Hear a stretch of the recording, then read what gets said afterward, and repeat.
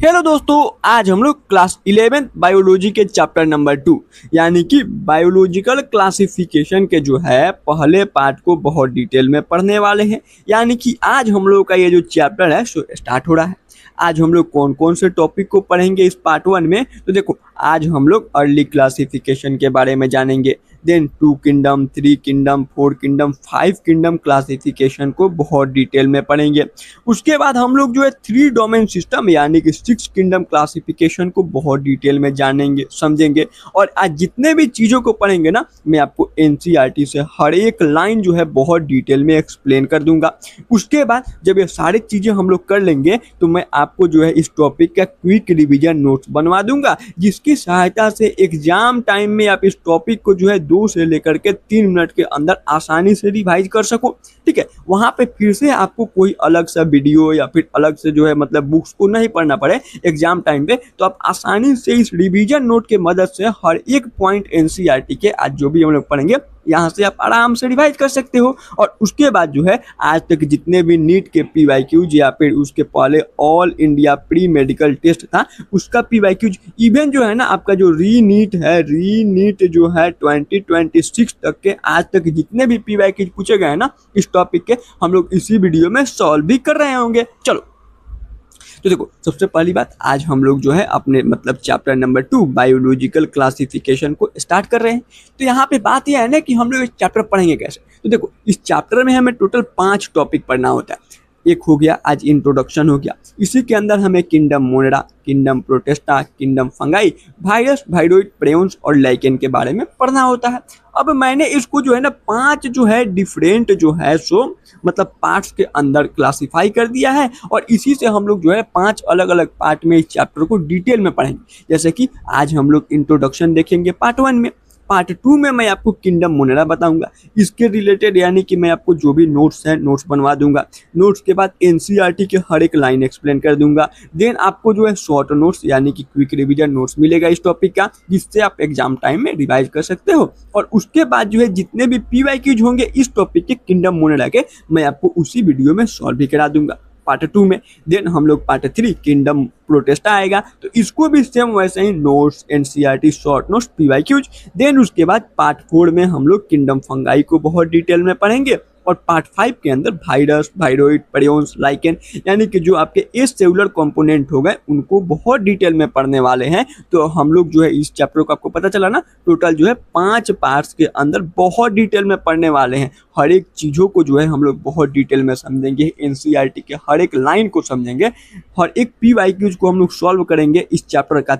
समझ रहे हैं? चलो अब जो है हम लोग यानी कि आज के टॉपिक पे आते हैं, और हम लोग का जो चैप्टर नंबर 2 है, तो चैप्टर नंबर 2 का नाम क्या है भैया? Biological classification. और ये नाम हमसे बहुत कुछ कहता है। क्या कहता है? देखो, बायोलॉजिकल का मतलब यानी कि बायोलॉजी हो गया, बायोलॉजी का मतलब हो गया लिविंग थिंग से रिलेटेड चीजें, ठीक है।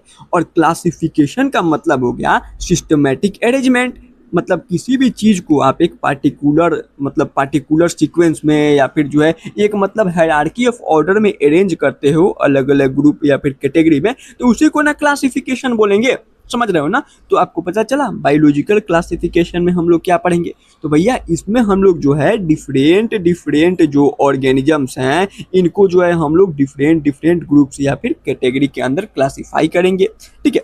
जैसे कि यहाँ पे देखो, बायोलॉजिकल क्लासिफिकेशन के बारे में डेफिनेशन लिखा गया है कि एक ऐसा साइंटिफिक मेथड है ग्रुपिंग ऑफ ऑर्गेनिज्म का, जिसमें हम लोग जो है डिफरेंट ग्रुप्स के अंदर ऑर्गेनिज्म को जो है ग्रुपिंग करते हैं और अलग अलग कैटेगरी में जो है ऑर्गेनिज्म को जो है मतलब रखते हैं based on their easily observable characters. और इसको हमने पार्ट 4 लिविंग वर्ल्ड में यानी कि कल मैंने आपको बहुत डिटेल में बताया था कि कैसे हम लोग जो है इजिली ऑब्जर्वेबल कैरेक्टर के बेसिस पे एक ऑर्गेनिज्म को जो है डिफरेंट ग्रुप्स में क्लासिफाई कर सकते हैं। अब यहाँ पे बात आपके माइंड में आएगी ना कि अच्छा भैया सब तो ठीक है, बट हम लोग जो है ये ऑर्गेनिज्म जो है यानी कि जो अलग अलग प्रकार के जीव जंतु हैं उनको हम लोग अलग अलग जो है मतलब क्लासेस में कैटेगरी में डिवाइड क्यों कर रहे हैं, उसको कैटेगराइज क्यों कर रहे हैं, ऐसा आवश्यकता क्यों पड़ा? तो जनरल सा आंसर है ना, देखो जैसे कि आपने जो है part 1, part 2, part 3, part 4 living world में देखा था कि हमारे धरती पे जो है ना ह्यूज डाइवर्सिटी है, यानी कि वास्ट डाइवर्सिटी ऑफ ऑर्गेनिज्म मौजूद होती हैं। जैसे कि देखा जाए अभी तक till date 1.7 to 1.8 million species हमने अपने धरती पे टिल डेट अभी तक जो है आइडेंटिफाई कर लिया है, यानी कि खोज लिया है। देखो यहाँ पे लिखा भी है इतने स्पीशीज अभी तक हमने धरती पे खोजा है। तो इन सभी को जो है ना अच्छे से बेटर वे में जो है पढ़ने के लिए, स्टडी करने के लिए, अंडरस्टैंड करने के लिए हमें इनको एक मतलब अच्छे से ऑर्गेनाइज करना होगा। समझ रहे हो ना? जैसे कि यहाँ पे भी हम देखेंगे तो आपको बहुत सारे जो है लिविंग ऑर्गेनिज्म दिख रहे होंगे। यहाँ पे आपके मतलब अलग अलग एनिमल्स हो गए, अलग अलग प्लांट्स हो गए, अलग अलग ट्री हो गया, अलग अलग यहाँ पे बर्ड्स दिख रहे हैं। तो अगर इनको हम लोग अलग अलग कैटेगरी में डिवाइड कर देंगे ना तो इनके बारे में समझना ज़्यादा आसान हो जाएगा। जैसे कि यहाँ पे जो है इनको हम लोग वाइल्ड एनिमल वाले कैटेगरी में डाल देते हैं।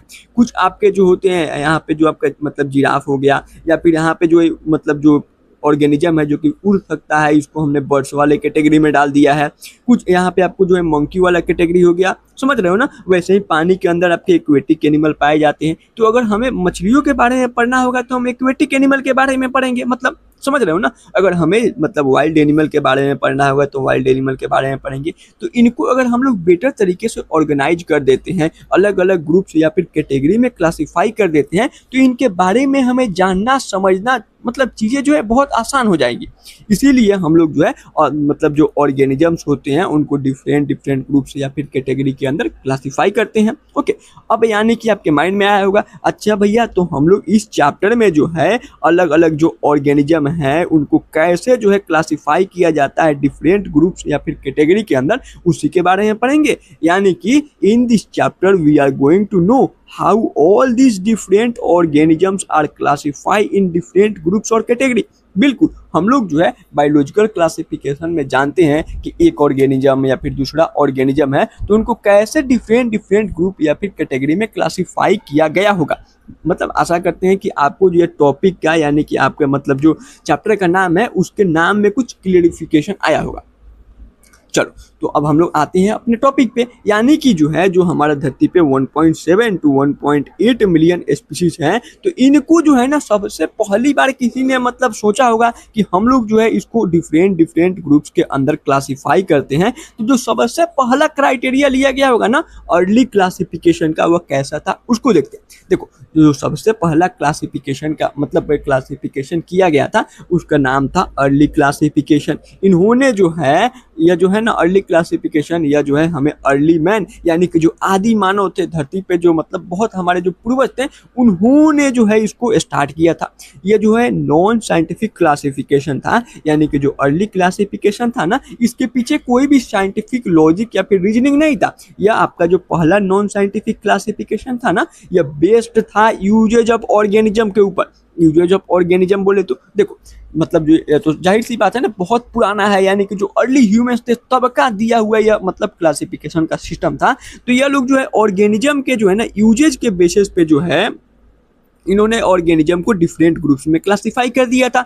जैसे कि वेजिटेबल हो गया, मीट हो गया, एग हो गया, पल्सेस हो गया, इनसे इनको जो है भोजन मिल रहा था तो फूड वाले कैटेगरी में क्लासिफाई कर दिया। वैसे ही क्लॉथ की बात करेंगे तो सिल्क हो गया, जूट हो गया, कॉटन हो गया, इनसे इनको जो है क्लॉथ मिल रहा था। इवन जो स्किन थे, फर थे आपके जानवरों के, तो वहाँ से ये लोग अपने लिए कपड़े क्लॉथ बना रहे थे, तो उनको इन्होंने क्लॉथ वाले कैटेगरी में डाल दिया। आगे बढ़े, जैसे कि टीकवुड हो गया, सालवुड हो गया, शीशम की लकड़ी हो गई, तो यहाँ से इनको शेल्टर मिल रहा था तो इनको इन्होंने शेल्टर वाले कैटेगरी में क्लासिफाई कर दिया। वैसे ही डॉग जो है इनको सिक्योरिटी प्रदान कर रहा था तो उसको सिक्योरिटी वाले क्लास में डाल दिया। ट्रांसपोर्ट के लिए ये लोग हॉर्स का, ऑक्स का, बुल का यूज कर रहे थे तो इनको जो है इन्होंने ट्रांसपोर्ट वाले कैटेगरी में डाल दिया। वैसे ही आगे देखेंगे तो कुछ ऑर्गेनिज्म को मेडिसिन वाले कैटेगरी में, जैसे कि नीम हो गया, तुलसी हो गया, अशोका हो गया, या फिर आपका मतलब अश्वगंधा हो गया, जो अलग अलग पौधे होते हैं उनसे जो है हम मेडिसिन मिलता है तो उसको हमने मेडिसिन वाले कैटेगरी में क्लासिफाई कर दिया। वैसे ही कुछ ऑर्गेनिज्म से हमें गम मिल रहा था तो उसको गम वाले कैटेगरी में, कुछ ऑर्गेनिज्म से रेजिन तो रेजिन वाले कैटेगरी में, और कुछ मतलब जो है प्लांट और मतलब स्पीशीज से हमें स्पाइसेस यानी कि मसाले मिल रहे थे तो उनको हमने मसालों वाले कैटेगरी में क्लासिफाई कर दिया। यानी कि ये जो अर्ली क्लासिफिकेशन था ना इसको जो है हमें अर्ली मैन ने दिया था। नॉन साइंटिफिक क्लासिफिकेशन था। पहला आपका क्लासिफिकेशन का क्राइटेरिया जो था यही था और यह बेस्ड था यूजेज ऑफ ऑर्गेनिज्म के ऊपर, यानी कि ऑर्गेनिज्म का जैसे यूज हो रहा है उसी के बेसिस पे हमने उसका क्लासिफिकेशन कर दिया। यहाँ पे थोड़ा विजुअल रिप्रेजेंटेशन देख लेते हैं, जैसे कि फूड वाले कैटेगरी में vegetable, fruit, meat, egg, pulses, इन सभी को मिला करके फूड वाले कैटेगरी में डाल दिया गया। क्लॉथ के लिए यहाँ पे देखो लेदर, स्किन, हाइड्स या फिर फर कोट, मतलब अलग अलग चीज़ें जो है जिससे ये लोग कपड़े बना रहे थे उनको जो है इन्होंने मतलब क्लॉथ वाले कैटेगरी में क्लासिफाई कर दिया। उसके बाद शेल्टर के लिए टीकवुड, सालवुड, शीशम की लकड़ी हो गई शेल्टर बनाने में, शेल्टर वाले कैटेगरी में डाल दो। ट्रांसपोर्ट के लिए यहाँ पे देखोगे मतलब हॉर्स कार्ट हो गया, बुल कार्ट हो गया, ऑक्स कार्ट हो गया, तो इनसे ये लोग जो है ट्रांसपोर्टेशन यानी कि एक जगह से दूसरे जगह जा आ रहे थे तो इनको ट्रांसपोर्ट वाले कैटेगरी में क्लासिफाई कर दिया। वैसे ही मेडिसिन की बात करेंगे तो कुछ प्लांट से हमें मेडिसिन मिलता है, कुछ से रेजिन गम, तो उनको उसी के अकॉर्डिंग जो है अलग अलग डिफरेंट ग्रुप्स में क्लासिफाई कर दिया गया। कोई यहाँ पे ज्यादा बड़ी बात नहीं थी। अच्छा, तो यहाँ पे एक चीज आप मतलब अब आपके माइंड में आया होगा कि भैया नॉन साइंटिफिक क्लासिफिकेशन तो अर्ली मैन ने हमें दिया था, बट जो पहला फर्स्ट साइंटिफिक क्लासिफिकेशन था यह किसने और कैसे दिया था? तो देखो, जो हमारा सबसे पहला साइंटिफिक क्लासिफिकेशन था वह हमें जो है एरिस्टोटल साहब ने दिया था, जिनको हम लोग फादर ऑफ बायोलॉजी के नाम से भी जानते हैं। देखो यह जो होगा आपके एरिस्टोटल साहब हो गए, इन्होंने ही जो है पहला साइंटिफिक क्लासिफिकेशन का क्राइटेरिया दिया था। इन्होंने धरती पे जितने भी ऑर्गेनिज्म थे ना उनको जो है दो ग्रुप्स के अंदर जो है क्लासिफाई किया था।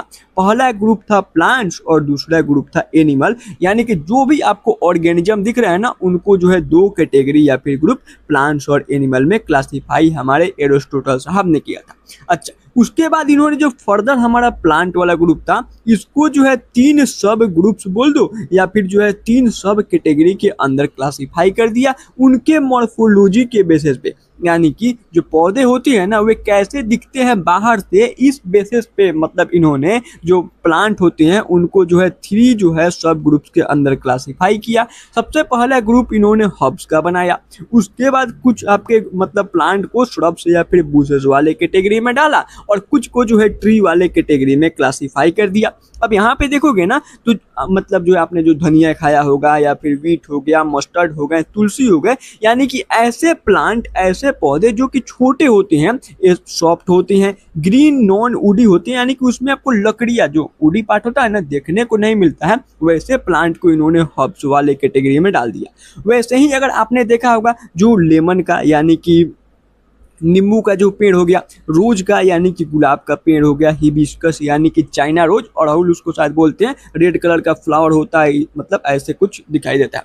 तो ये जो हिबिस्कस के पौधे हैं इसमें नोटिस किया होगा ना तो ये मीडियम साइज के प्लांट होते हैं, समझे ना, यानी कि अगर रोज के भी पौधे को देखोगे तो 1 से मतलब 2 मीटर उसका हाइट होता है, तो ये मीडियम साइज के पौधे हो गए। इसमें लकड़ियाँ बहुत थोड़ी पाई जाती हैं, पतली पतली सी टहनियाँ इसमें पाई जाती हैं और इसमें बहुत सारे आपको ब्रांचेस देखने को मिलते हैं, तो इनको इन्होंने श्रब्स या फिर बूसेस वाले कैटेगरी में डाल दिया था। और वैसे ही जो बड़े बड़े मैंगो का पेड़ हो गया, नीम का पेड़ हो गया, पीपल का पेड़ हो गया, कोकोनट का पेड़ हो गया, समझ रहे हो ना, यानी कि नारियल का पेड़, जो बड़े बड़े पेड़ हैं जो कि बड़े होते हैं, टॉल होते हैं, वुडी मतलब प्लांट होते हैं, यानी कि उसमें लकड़ियां ज्यादा दिखाई देती हैं, उनको इन्होंने ट्री वाले जो है सब ग्रुप में क्लासिफाई कर दिया। ओके, यहाँ पे भी देखोगे तो एरिस्टोटल साहब ने जो है मतलब धरती पे जितने भी प्लांट्स थे, प्लांट को फर्दर 3 ग्रुप्स, यहाँ पे हब्स यानी कि छोटे छोटे से पौधे, ग्रीन पौधे हैं, सॉफ्ट सॉफ्ट से इसके ब्रांचेस दिखाई दे रहे हैं, तो इनको जो है इन्होंने जो हब्स वाले कैटेगरी में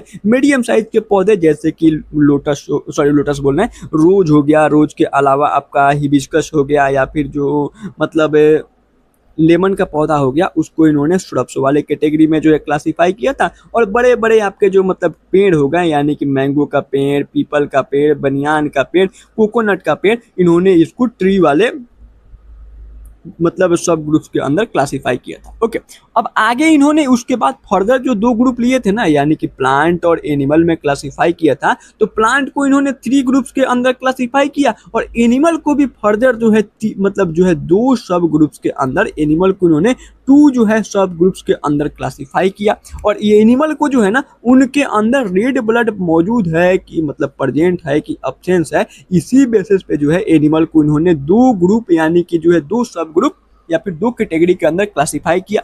एक जो था एनीमा और एक ए एनीमा, यानी कि ऐसे ऑर्गेनिज्म जिसमें रेड ब्लड मौजूद था उनको एनीमा वाले मतलब कैटेगरी में डाल दिया, जैसे कि वर्टिब्रेट्स हायर लेवल के एनिमल्स हो गए, जैसे कि ह्यूमंस हो गए, डॉग हो गया, काऊ हो गया। इन लोगों में देखोगे ना तो आपको ब्लड दिखाई देगा, यानी कभी कहीं कट फट जाता है, हमारे भी मतलब बॉडी में कहीं भी कट लग जाता है तो हमारे बॉडी से रेड कलर का सबस्टेंस यानी कि ब्लड निकलता है।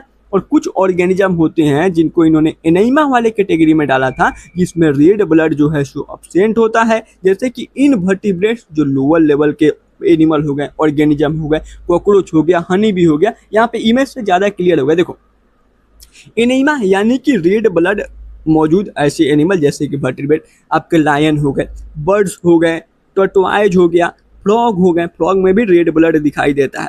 अच्छा, उसके बाद फिशेस हो गए, फिशेस को भी देखना ना, मतलब अगर आप गए होगे फिश मतलब बहुत आदमी खाते भी हैं, तो अगर इसको कटते हुए देखते हो ना तो यहाँ से देखना इसके अंदर से रेड ब्लड निकलता है। एलिफेंट हो गए, हम ह्यूमंस हो गए, हम लोगों में रेड ब्लड मौजूद, तो इनको जो है एरिस्टोटल साहब ने एनीमा वाले ग्रुप के अंदर क्लासिफाई किया। देन एक एनीमा वाला ग्रुप भी उन्होंने बनाया था, यानी कि ऐसे एनिमल जिसमें रेड ब्लड से मतलब रेड ब्लड जो था सो एब्सेंट है, जैसे कि आपके इनवर्टिब्रेट लोअर लेवल के ऑर्गेनिज्म, हनी भी हो गया। आपने देखा होगा हनी भी मतलब कभी पैरों के नीचे आकर के दब के मर जाती है तो इसमें से व्हाइट कलर का जो है सबस्टांस निकलता है, ना कि रेड कलर का। वैसे ही यहाँ पे लेडी बग हो गया, ग्रास शॉपर हो गया, स्नेल हो गए, बटरफ्लाई हो गया, कॉकरोच हो गए, स्पाइडर हो गए, जेली फिश हो गई, ऑक्टोपस हो गई, यानी कि जो भी छोटे छोटे से लोअर लेवल के इवन जो है एंट यानी कि चींटियों को अगर आपने देखा होगा ना तो उसमें भी आपका रेड ब्लड मौजूद नहीं होता है। तो इनको जो है हमारे एरिस्टोटल साहब ने एनीमा वाले ग्रुप में क्लासिफाई कर दिया। यानी कि हम लोग मतलब एक बार बढ़िया से देख लेते हैं, साइंटिफिक क्लासिफिकेशन पहला हमें एरिस्टोटल साहब ने दिया है। इन्होंने हर एक ऑर्गेनिज्म को धरती पे दो ग्रुप प्लांट और एनिमल में क्लासिफाई किया। प्लांट को फर्दर तीन सब ग्रुप हर्ब्स, श्रब्स और ट्री के अंदर क्लासिफाई किया था, और एनिमल को जो है उनके अंदर रेड ब्लड मौजूद है कि मतलब एब्सेंट है कि प्रेजेंस है, इस बेसिस पे दो सब ग्रुप एनीमा और ए एनीमा वाले ग्रुप में क्लासिफाई किया था। अब आपको लग रहा होगा ना कि यहाँ पे सारी प्रॉब्लम सॉल्व, लेकिन नहीं, अभी भी अगर आप देखोगे ना तो देखो यहाँ पे आपने एक चीज नोटिस किया होगा, जो आपके यूनिसेलुलर ऑर्गेनिज्म हो गए जैसे कि बैक्टीरिया हो गया, माइकोप्लाज्मा हो गए, अमीबा हो गया या फिर पैरामीशियम हो गए, जो कि यूनिसेलुलर ऑर्गेनिज्म है, ऐसे ऑर्गेनिज्म जिसका जो बॉडी है एक ही सेल से मिलकर के बना हुआ है। छोटे छोटे से बहुत सारे बैक्टीरिया जो होते हैं, इकोलाई हो गया, चाहे अलग अलग जो बैक्टीरिया होते हैं, उनको जो है यहाँ पे किसी भी कैटेगरी में जगह नहीं मिली है। समझ रहे हो, हमने जो है धरती पे अभी तक 1.7 to 1.8 मिलियन स्पीसीज को अपने धरती पे खोजा है, तो इसमें से हमने देखा था ना, इसमें छोटे छोटे से बैक्टीरिया भी आ रहे थे, वो भी हमारे लिविंग वर्ल्ड का हिस्सा थे। तो यहाँ पे इस क्राइटेरिया के अकॉर्डिंग हम लोग बैक्टीरिया को कहाँ रखेंगे, इसको जो है एनिमल वाले ग्रुप में रखेंगे कि इसको जो है हम लोग मतलब प्लांट वाले कैटेगरी में रखेंगे। समझ रहे हो। अब कुछ लोग बोलेंगे भैया एनिमल में इसको एनीमा वाले ग्रुप में डाल देते हैं, मतलब जिसमें रेड ब्लड एब्सेंट हो। नहीं यार, इसको कैसे आप वहाँ पर रख सकते हो यार, इसमें ब्लड की तो मतलब इसमें तो ऑर्गन होते ही नहीं है बढ़िया से, तो मतलब ऑर्गन सिस्टम ही नहीं होता है, ऑर्गन होता ही नहीं है, तो इसको आप लोग मतलब रेड ब्लड सेल पे कैसे जो है कंसिडर कर सकते हो। अच्छा, उसके बाद जो फंगाई हो गया, जो कि heterotrophic modes of nutrition show करते हैं, आपके एल्गी हो गए, इनको कहाँ रखोगे, या अगर हम लोग मान लीजिए प्लांट किंगडम में भी डाल देते हैं, मतलब प्लांट्स में डाल देते हैं, किंगडम शब्द का उपयोग एरिस्टोटल साहब ने नहीं किया था, तो हम लोग भी उनके लिए नहीं करेंगे। देखो जो प्लांट्स है, प्लांट में हमने फंगाई या फिर मतलब एल्गी को डाला, तो प्लांट में तो इन्होंने कौन कौन से हर्ब्स लिए हैं, श्रब्स लिए हैं और ट्री लिए हैं, तो आपका फंगाई जो है हर्ब्स में जाएगा, श्रब्स में जाएगा, ट्री में जाएगा, बताओ कहाँ जाएगा। या फिर जो एल्गी है इसको कहाँ किस कैटेगरी में रखोगे, हर्ब्स में, श्रब्स में, ट्री में। इसीलिए जो है ना हमारा जो मतलब ये जो पहला फर्स्ट साइंटिफिक क्लासिफिकेशन था एरिस्टोटल साहब के द्वारा दिया गया, इसमें बहुत सारे डिमेरिट पाए गए, बहुत सारे ऑर्गेनिज्म, यूनिसेलुलर ऑर्गेनिज्म हो गए, फंगाई हो गए, एल्गी हो गए, और ऐसे बहुत सारे चीजें थे ना जो कि हमारे जो है मतलब जो यहाँ पे फर्स्ट जो है साइंटिफिक क्लासिफिकेशन के अकॉर्डिंग फिट नहीं बैठ रहे थे। तो इसीलिए ना इसी से आगे चल के जो है अब बेटर मतलब सिस्टम यानी कि टू किंगडम क्लासिफिकेशन आगे आया। यानी कि अब जो है देखो, सबसे पहले हमने क्या देखा है, अर्ली क्लासिफिकेशन, अर्ली मैन ने यूजेज के बेसिस पे दिया। उसके बाद फर्स्ट जो हमारा साइंटिफिक क्लासिफिकेशन था एरिस्टोटल साहब ने जनरली जो है मॉर्फोलॉजी के बेसिस पे ही दे दिया है। अच्छा, अब जो है उसके बाद हम लोग टू किंगडम क्लासिफिकेशन के ऊपर आए हैं और इसको हमें कैरोलस लिनियस साहब ने दिया।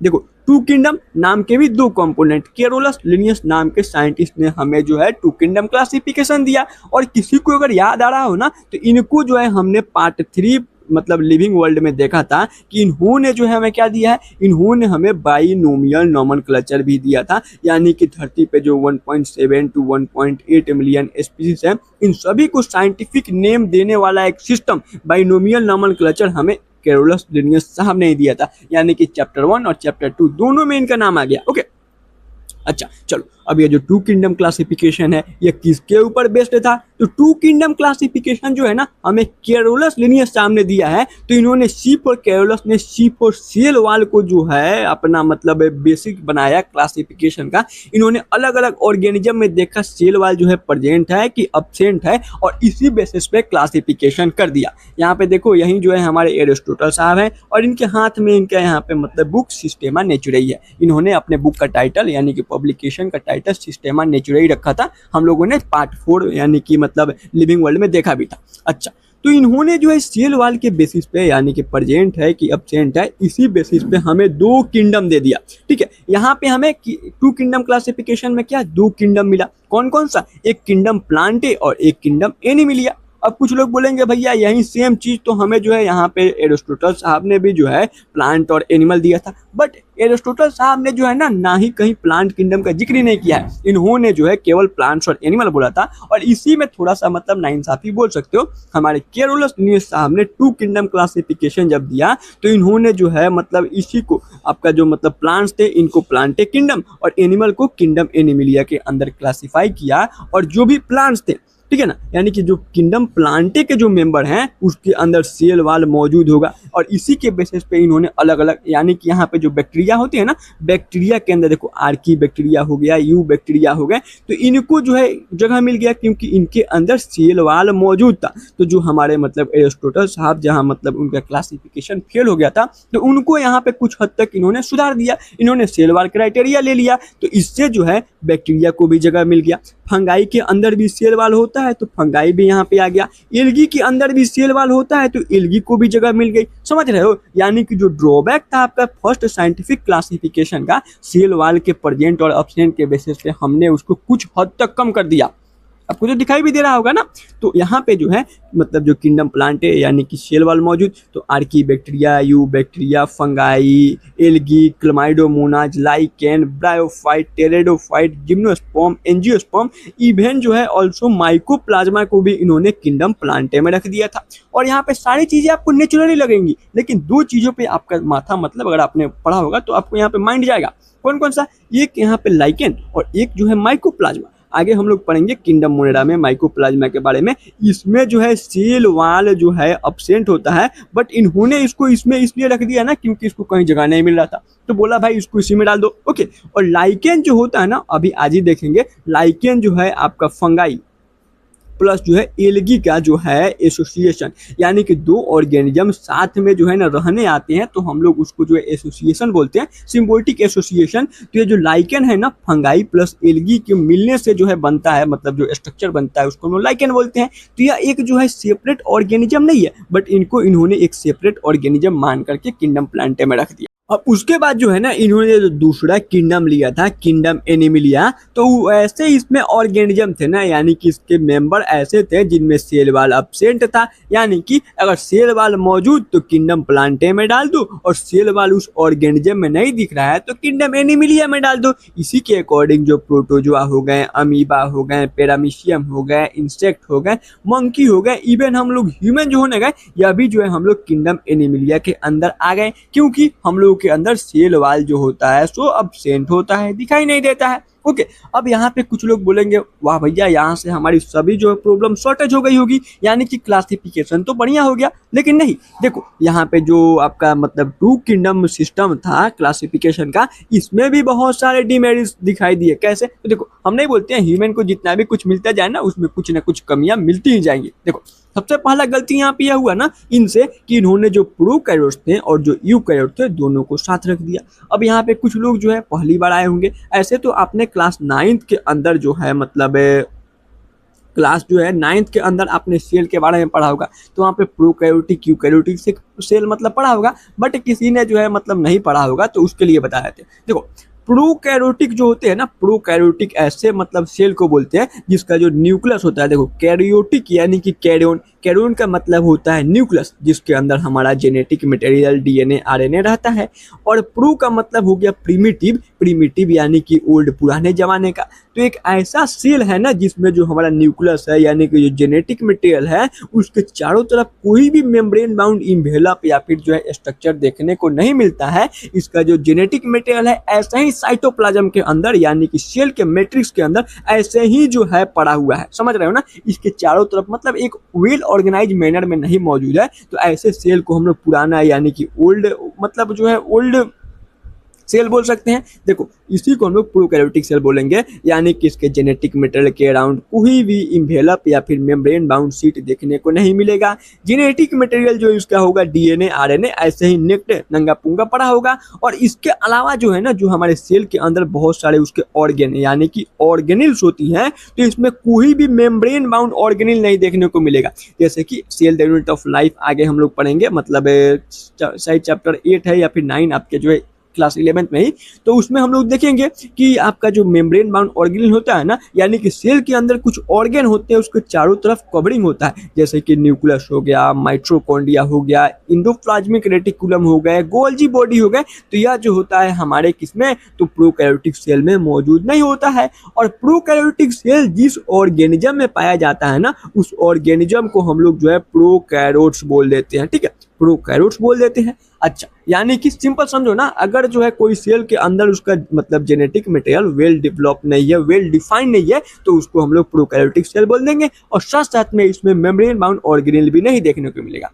और जस्ट इसके अपोजिट यू का मतलब होता है ट्रू कैरियोन यानी कि कैरियोटिक, इसका मतलब हो गया न्यूक्लियस। तो एक ऐसा मतलब एक ऐसा सेल उसका जो जेनेटिक मटेरियल है ना एक वेल डेवलप एक वेल डिफाइंड जो है न्यूक्लियस के अंदर एक एरिया के अंदर मौजूद हो। जैसे कि देखोगे तो न्यूक्लियस हो गया और इसी में जो है इस सेल का जो है जेनेटिक मटेरियल डीएनए आरएनए बढ़िया से जो है वेल ऑर्गेनाइज मैनर में मौजूद होगा। इसका जो न्यूक्लियस होता है वेल डेवलप्ड होता है, जेनेटिक मटेरियल चारों ओर से सराउंडेड होता है इन्वेलप के मतलब थ्रू, और इसमें जो है बहुत सारे मेम्ब्रेन बाउंड ऑर्गेनिकल देखने को मिलते हैं, जैसे कि न्यूक्लियस हो गया, माइटोकॉन्ड्रिया हो गई, एंडोप्लाज्मिक रेटिकुलम, गोल्जी बॉडी देखने को मिलता है। तो ऐसे सेल को हम लोग यूकैरियोटिक सेल बोलते हैं। और ये सेल मतलब जो है ये यूकैरियोटिक सेल जिस ऑर्गेनिज्म में मौजूद होता है उस ऑर्गेनिज्म को हम लोग यूकैरियोट्स या फिर यूकैरियोटिक ऑर्गेनिज्म बोल देते हैं। ओके, कोई दिक्कत, यानी कि मतलब ऐसे ही समझो ना, जो आपके बैक्टीरिया होते हैं पुराने जमाने के बैक्टीरिया उसमें प्रोकैरियोटिक सेल, और जो हमें एडवांस जो है मतलब ऑर्गेनिज्म दिख रहे हैं वे सारे के सारे के अंदर यूकैरियोटिक यानी कि ट्रू न्यूक्लियस वाला जो है सेल दिखाई देता है। उसका जो जेनेटिक मटेरियल होता है बढ़िया से वेल डेवलप पैक्ड होता है उसके सेल के अंदर। ओके, कोई दिक्कत। चलो अब आते हैं हम लोग अपने टॉपिक के ऊपर, यानी कि टू किंगडम सिस्टम के ड्रॉबैक्स को देखते हैं। तो इनका जो सबसे पहला ड्रॉबैक था ना, इन्होंने जो प्रोकैरियोट्स थे और यूकैरियोट थे दोनों को साथ रख दिया था। यानी कि देखो प्रोकैरियोट्स यानी कि जो आपके बैक्टीरिया हो गए, बैक्टीरिया को, और यूकैरियोट्स यानी कि फंगाई एंजियोस्पर्म को एक ही साथ रख दिया है। क्यों? क्योंकि इन सभी में जो है सेल वाल मौजूद था इसी के क्राइटेरिया के बेसिस पे, क्योंकि बैक्टीरिया में भी सेल वाल है, फंगाई में भी सेल वाल मौजूद है, और एंजियोस्पर्म जो होते हैं यानी कि जो हायर लेवल के जो प्लांट्स होते हैं, प्लांट के अंदर आपके 5 डिवीजन होती हैं। हम लोग चैप्टर नंबर 3 यानी कि नेक्स्ट चैप्टर प्लांट किंगडम में पढ़ेंगे। एल्गी हो गया, ब्रायोफाइट हो गया, टेरेडोफाइट हो गया, जिम्नोस्पर्म, एंड देन लास्ट में एंजियोस्पर्म आता है। तो ये जो एंजियोस्पर्म थे ना, इनको जो है इन्होंने जो है ये बैक्टीरिया के साथ रख दिया है। और आप सोचो एक हायर लेवल का ऑर्गेनिज्म जो एक लोअर लेवल के ऑर्गेनिज्म के साथ रख दिया गया, तो क्या यह जो है बेटर क्लासिफिकेशन का क्राइटेरिया हुआ? नहीं, यहाँ पे कुछ हद तक जो है हमारा क्लासिफिकेशन फेल हो रहा है। अच्छा, उसके बाद इन्होंने जो है यूनिसेलुलर ऑर्गेनिज्म और मल्टी सेलुलर ऑर्गेनिज्म को एक साथ रख दिया है। कहाँ? तो देखो बैक्टीरिया हो गया, क्लमाइडोमोनाज हो गए, या जो है आपके यूनिसेलुलर ऑर्गेनिज्म होते हैं। इसमें इसका बॉडी एक ही सेल से बना होता है। और जो आपके एडवांस प्लांट हो गए जैसे कि मतलब जो है ब्रायोफाइट हो गया, उसके बाद टेरिडोफाइट, जिम्नोस्पर्म, एंजियोस्पर्म के जो मेंबर्स होते हैं उन सभी में तो सेल वाल, हर एक प्लांट में सेल वाल मौजूद है। तो आपका छोटा सा बैक्टीरिया और एक जो है एडवांस प्लांट जो है आप एक साथ जो है इसको किंगडम प्लांटे के अंदर डाल दिए हो, एक ही साथ रख दिए हो, तो क्या यह बेटर क्लासिफिकेशन का क्राइटेरिया है? यूनिसेलुलर मल्टीसेलुलर ऑर्गेनिज्म एक साथ। और एक और चीज नोटिस करोगे तो एनिमेलिया वाले में भी तो देखो ना, ये जो प्रोटोजोआ हो गए, अमीबा हो गए, पैरामीशियम हो गए, ये लोग जो है यूनिसेलुलर ऑर्गेनिज्म होते हैं कि नहीं? और जो मंकी हो गया, ह्यूमन हो गए, हम लोग जो है सो मल्टीसेलुलर ऑर्गेनिज्म है। और हमको यानी कि प्रोटोजोआ, पैरामीशियम के साथ मंकी और ह्यूमन को क्लासिफाई किया जाए तो यह जो है क्लासिफिकेशन का बेटर क्राइटेरिया तो नहीं है ना जी, नहीं है। उसके बाद देखो, यानी कि इन्होंने प्रोकैरियोटिक यूकैरियोटिक, पहला गलती, यूनिसेलुलर मल्टीसेलुलर ऑर्गेनिज्म एक साथ रखा, दूसरा गलती। तीसरा गलती इन्होंने किया है ना कि हेटेरोट्रॉप्स और ऑटोट्रॉप को एक साथ रख दिया है। ऑटोट्रॉप ऐसे ऑर्गेनिज्म होते हैं जो अपना भोजन जो है, फूड जो है अपने आप जो है मतलब बना लेते हैं, यानी कि can prepare their own food. ये लोग जो है अपना खाना खुद बना सकते हैं, मतलब रॉ मटेरियल से, सनलाइट से या फिर आपके कार्बन डाइऑक्साइड से, मतलब ये लोग जो है रॉ मटेरियल से जो है अपना खाना खुद बना लेते हैं, ऐसे ऑर्गेनिज्म। और हेटेरोट्रोपिक यानी कि ऐसे ऑर्गेनिज्म जो अपना खाना जो है खुद नहीं बना सकते हैं, उन दोनों को एक साथ रख दिया। कैसे? तो देखो, जो फंगाई है और जो बैक्टीरिया है, मोस्ट ऑफ द बैक्टीरिया जो होते हैं सो आपके हेटेरोट्रॉप्स होते हैं, मतलब बैक्टीरिया में भी कुछ ऑटोट्रॉपिक होते हैं, बट ज्यादातर मोस्टली जो बैक्टीरिया होते हैं ना, आगे हम लोग पढ़ेंगे, वे लोग जो है आपके जो है हेटेरोट्रॉप्स होते हैं। तो जो फंगाई हो गया, बैक्टीरिया हो गए, ये लोग अपना खाना खुद नहीं बना सकते हैं, इनको जो है प्लांट्स के साथ रख दिया गया है, क्योंकि दोनों में सेल वाल मौजूद होता है, इसी को क्राइटेरिया माना। तो यहाँ पे एक और गलती हो गई, यानी कि हेटेरोट्रॉप्स और ऑटोट्रॉप्स एक साथ रख दिया गया। उसके बाद जो है इन्होंने माइकोप्लाज्मा को जो है प्लांटे में रखा। मैंने वहां पे दिखाया था ना कि ऑल्सो इन्होंने जो है, देखो मैंने बोला था कहाँ पे, यहाँ पे देखो, ऑल्सो जो है इन्होंने माइकोप्लाज्मा को जो है किंगडम प्लांटे के अंदर डाल दिया था। अब यहाँ पे एक और दिक्कत हो गई कि माइकोप्लाज्मा के अंदर सेल वाल जो है देखने को नहीं मिलता है, और प्लांटे के अंदर जो भी ऑर्गेनिज्म है उनमें सेल वाल देखने को मिलता है। तो यहीं पे इन्होंने अपने ही बात को गलत साबित कर दिया।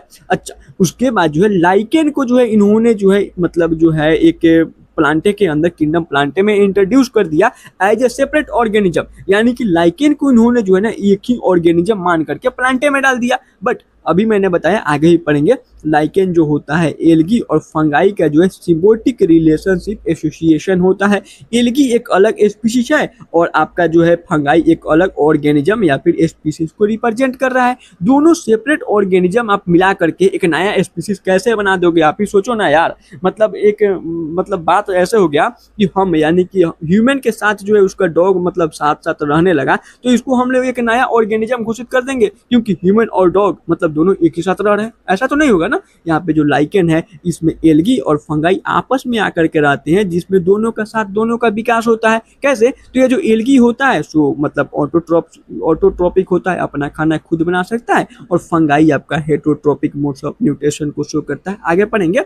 तो ये जो फंगाई है ना, बदले में जो है आपका जो एल्गी होता है इसके रूट का जो है सरफेस एरिया को इंक्रीज कर देगा, जिससे कि जो है ना ये लोग वाटर और मिनरल को ज्यादा एब्जॉर्ब कर पाए। उसके बाद रहने के लिए घर दे देगा। यानी कि देखो, एल्गी जो होते हैं ना सिंपल मतलब होते हैं, तो इसके चारों तरफ अगर रूट से अपना मतलब फैला करके एरिया डेवलप कर दे, एरिया इंक्रीज कर दे, तो एल्गी को रहने के लिए घर भी मिल जाएगा। इसके रूट को जो है पैथोजन डिजीज कोजिंग बैक्टीरिया से बचाता है। बदले में एल्गी जो है फंगाई को जो है खाना यानी कि भोजन दे देता है। कैसे? तो आपके एल्गी ऑटोट्रॉप्स होते हैं और फंगाई हेटेरोट्रॉप्स, अपना खाना नहीं बना सकते थे, तो यहाँ से एल्गी ने इसको भोजन दे दिया और फंगाई ने इसको बदले में सपोर्ट दे दिया, जिससे कि दोनों का साथ दोनों का विकास होता रहता है। ओके, तो अभी हमने क्या क्या देखा? टू किंगडम जो है आपके क्लासिफिकेशन के बहुत सारे डिमेरिट थे। एक जो था प्रोकैरियोटिक यूकैरियोटिक एक साथ, यूनिसेलुलर मल्टीसेलुलर ऑर्गेनिज्म एक साथ, हेटेरोट्रोपिक ऑटोट्रोपिक ऑर्गेनिज्म एक साथ, माइकोप्लाज्मा को जो है इन्होंने एक सेपरेट मतलब माइकोप्लाज्मा को इन्होंने किंगडम प्लांटे में डाल दिया, मतलब कहीं जगह नहीं मिला तो, और लाइकेन को एक सेपरेट ऑर्गेनिज्म के रूप में इन्होंने इंट्रोड्यूस करा दिया प्लांटे किंगडम के अंदर। अब सोचो, अगर आप यहाँ से साइंटिस्ट होते, यानी कि मान लो टोनी स्टार्क आयरन मैन होते, तो आप अपने गलतियों से सीखते कि नहीं? दूसरे की गलतियों से भी सीखते हैं। तो अगर यहाँ पे इनसे गलतियां हुई तो आप यहाँ पे प्रोकैरियोटिक यूकैरियोटिक को एक साथ रखे हो, तो आप जो है सेल के स्ट्रक्चर को जो है एक क्राइटेरिया लेकर के क्लासिफिकेशन कर सकते हो।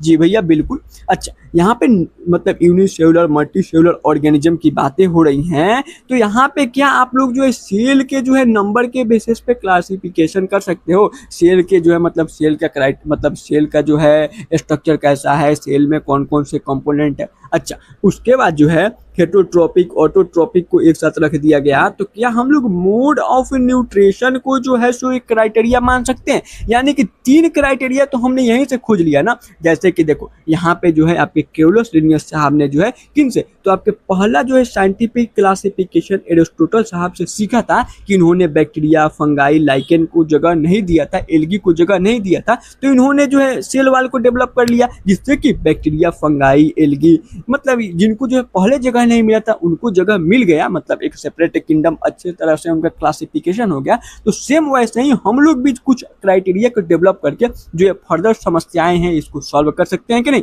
बिल्कुल कर सकते हैं। तो वही चीजें जो है यहाँ पे लिखी गई है, there are lots of demerit in this system. Two kingdom classification में बहुत सारे जो है डिमेरिट्स अभी हमने देखे, तो हमें जो है एक बेटर क्राइटेरिया की, एक बेटर सिस्टम की आवश्यकता पड़ेगी, जिसमें हम लोग अच्छे अच्छे और भी कुछ नए फ्यू क्राइटेरिया को ऐड करेंगे। जैसे कि nature of cell wall, cell wall का नेचर कैसा है, सेल का स्ट्रक्चर कैसा है, यानी कि सेल जो है ऑर्गेनिज्म में वो ऑर्गेनिज्म यूनिसेलुलर ऑर्गेनिज्म है कि मल्टी सेलुलर ऑर्गेनिज्म है, एक सेल से बना हुआ है कि 2 सेल से बना हुआ है।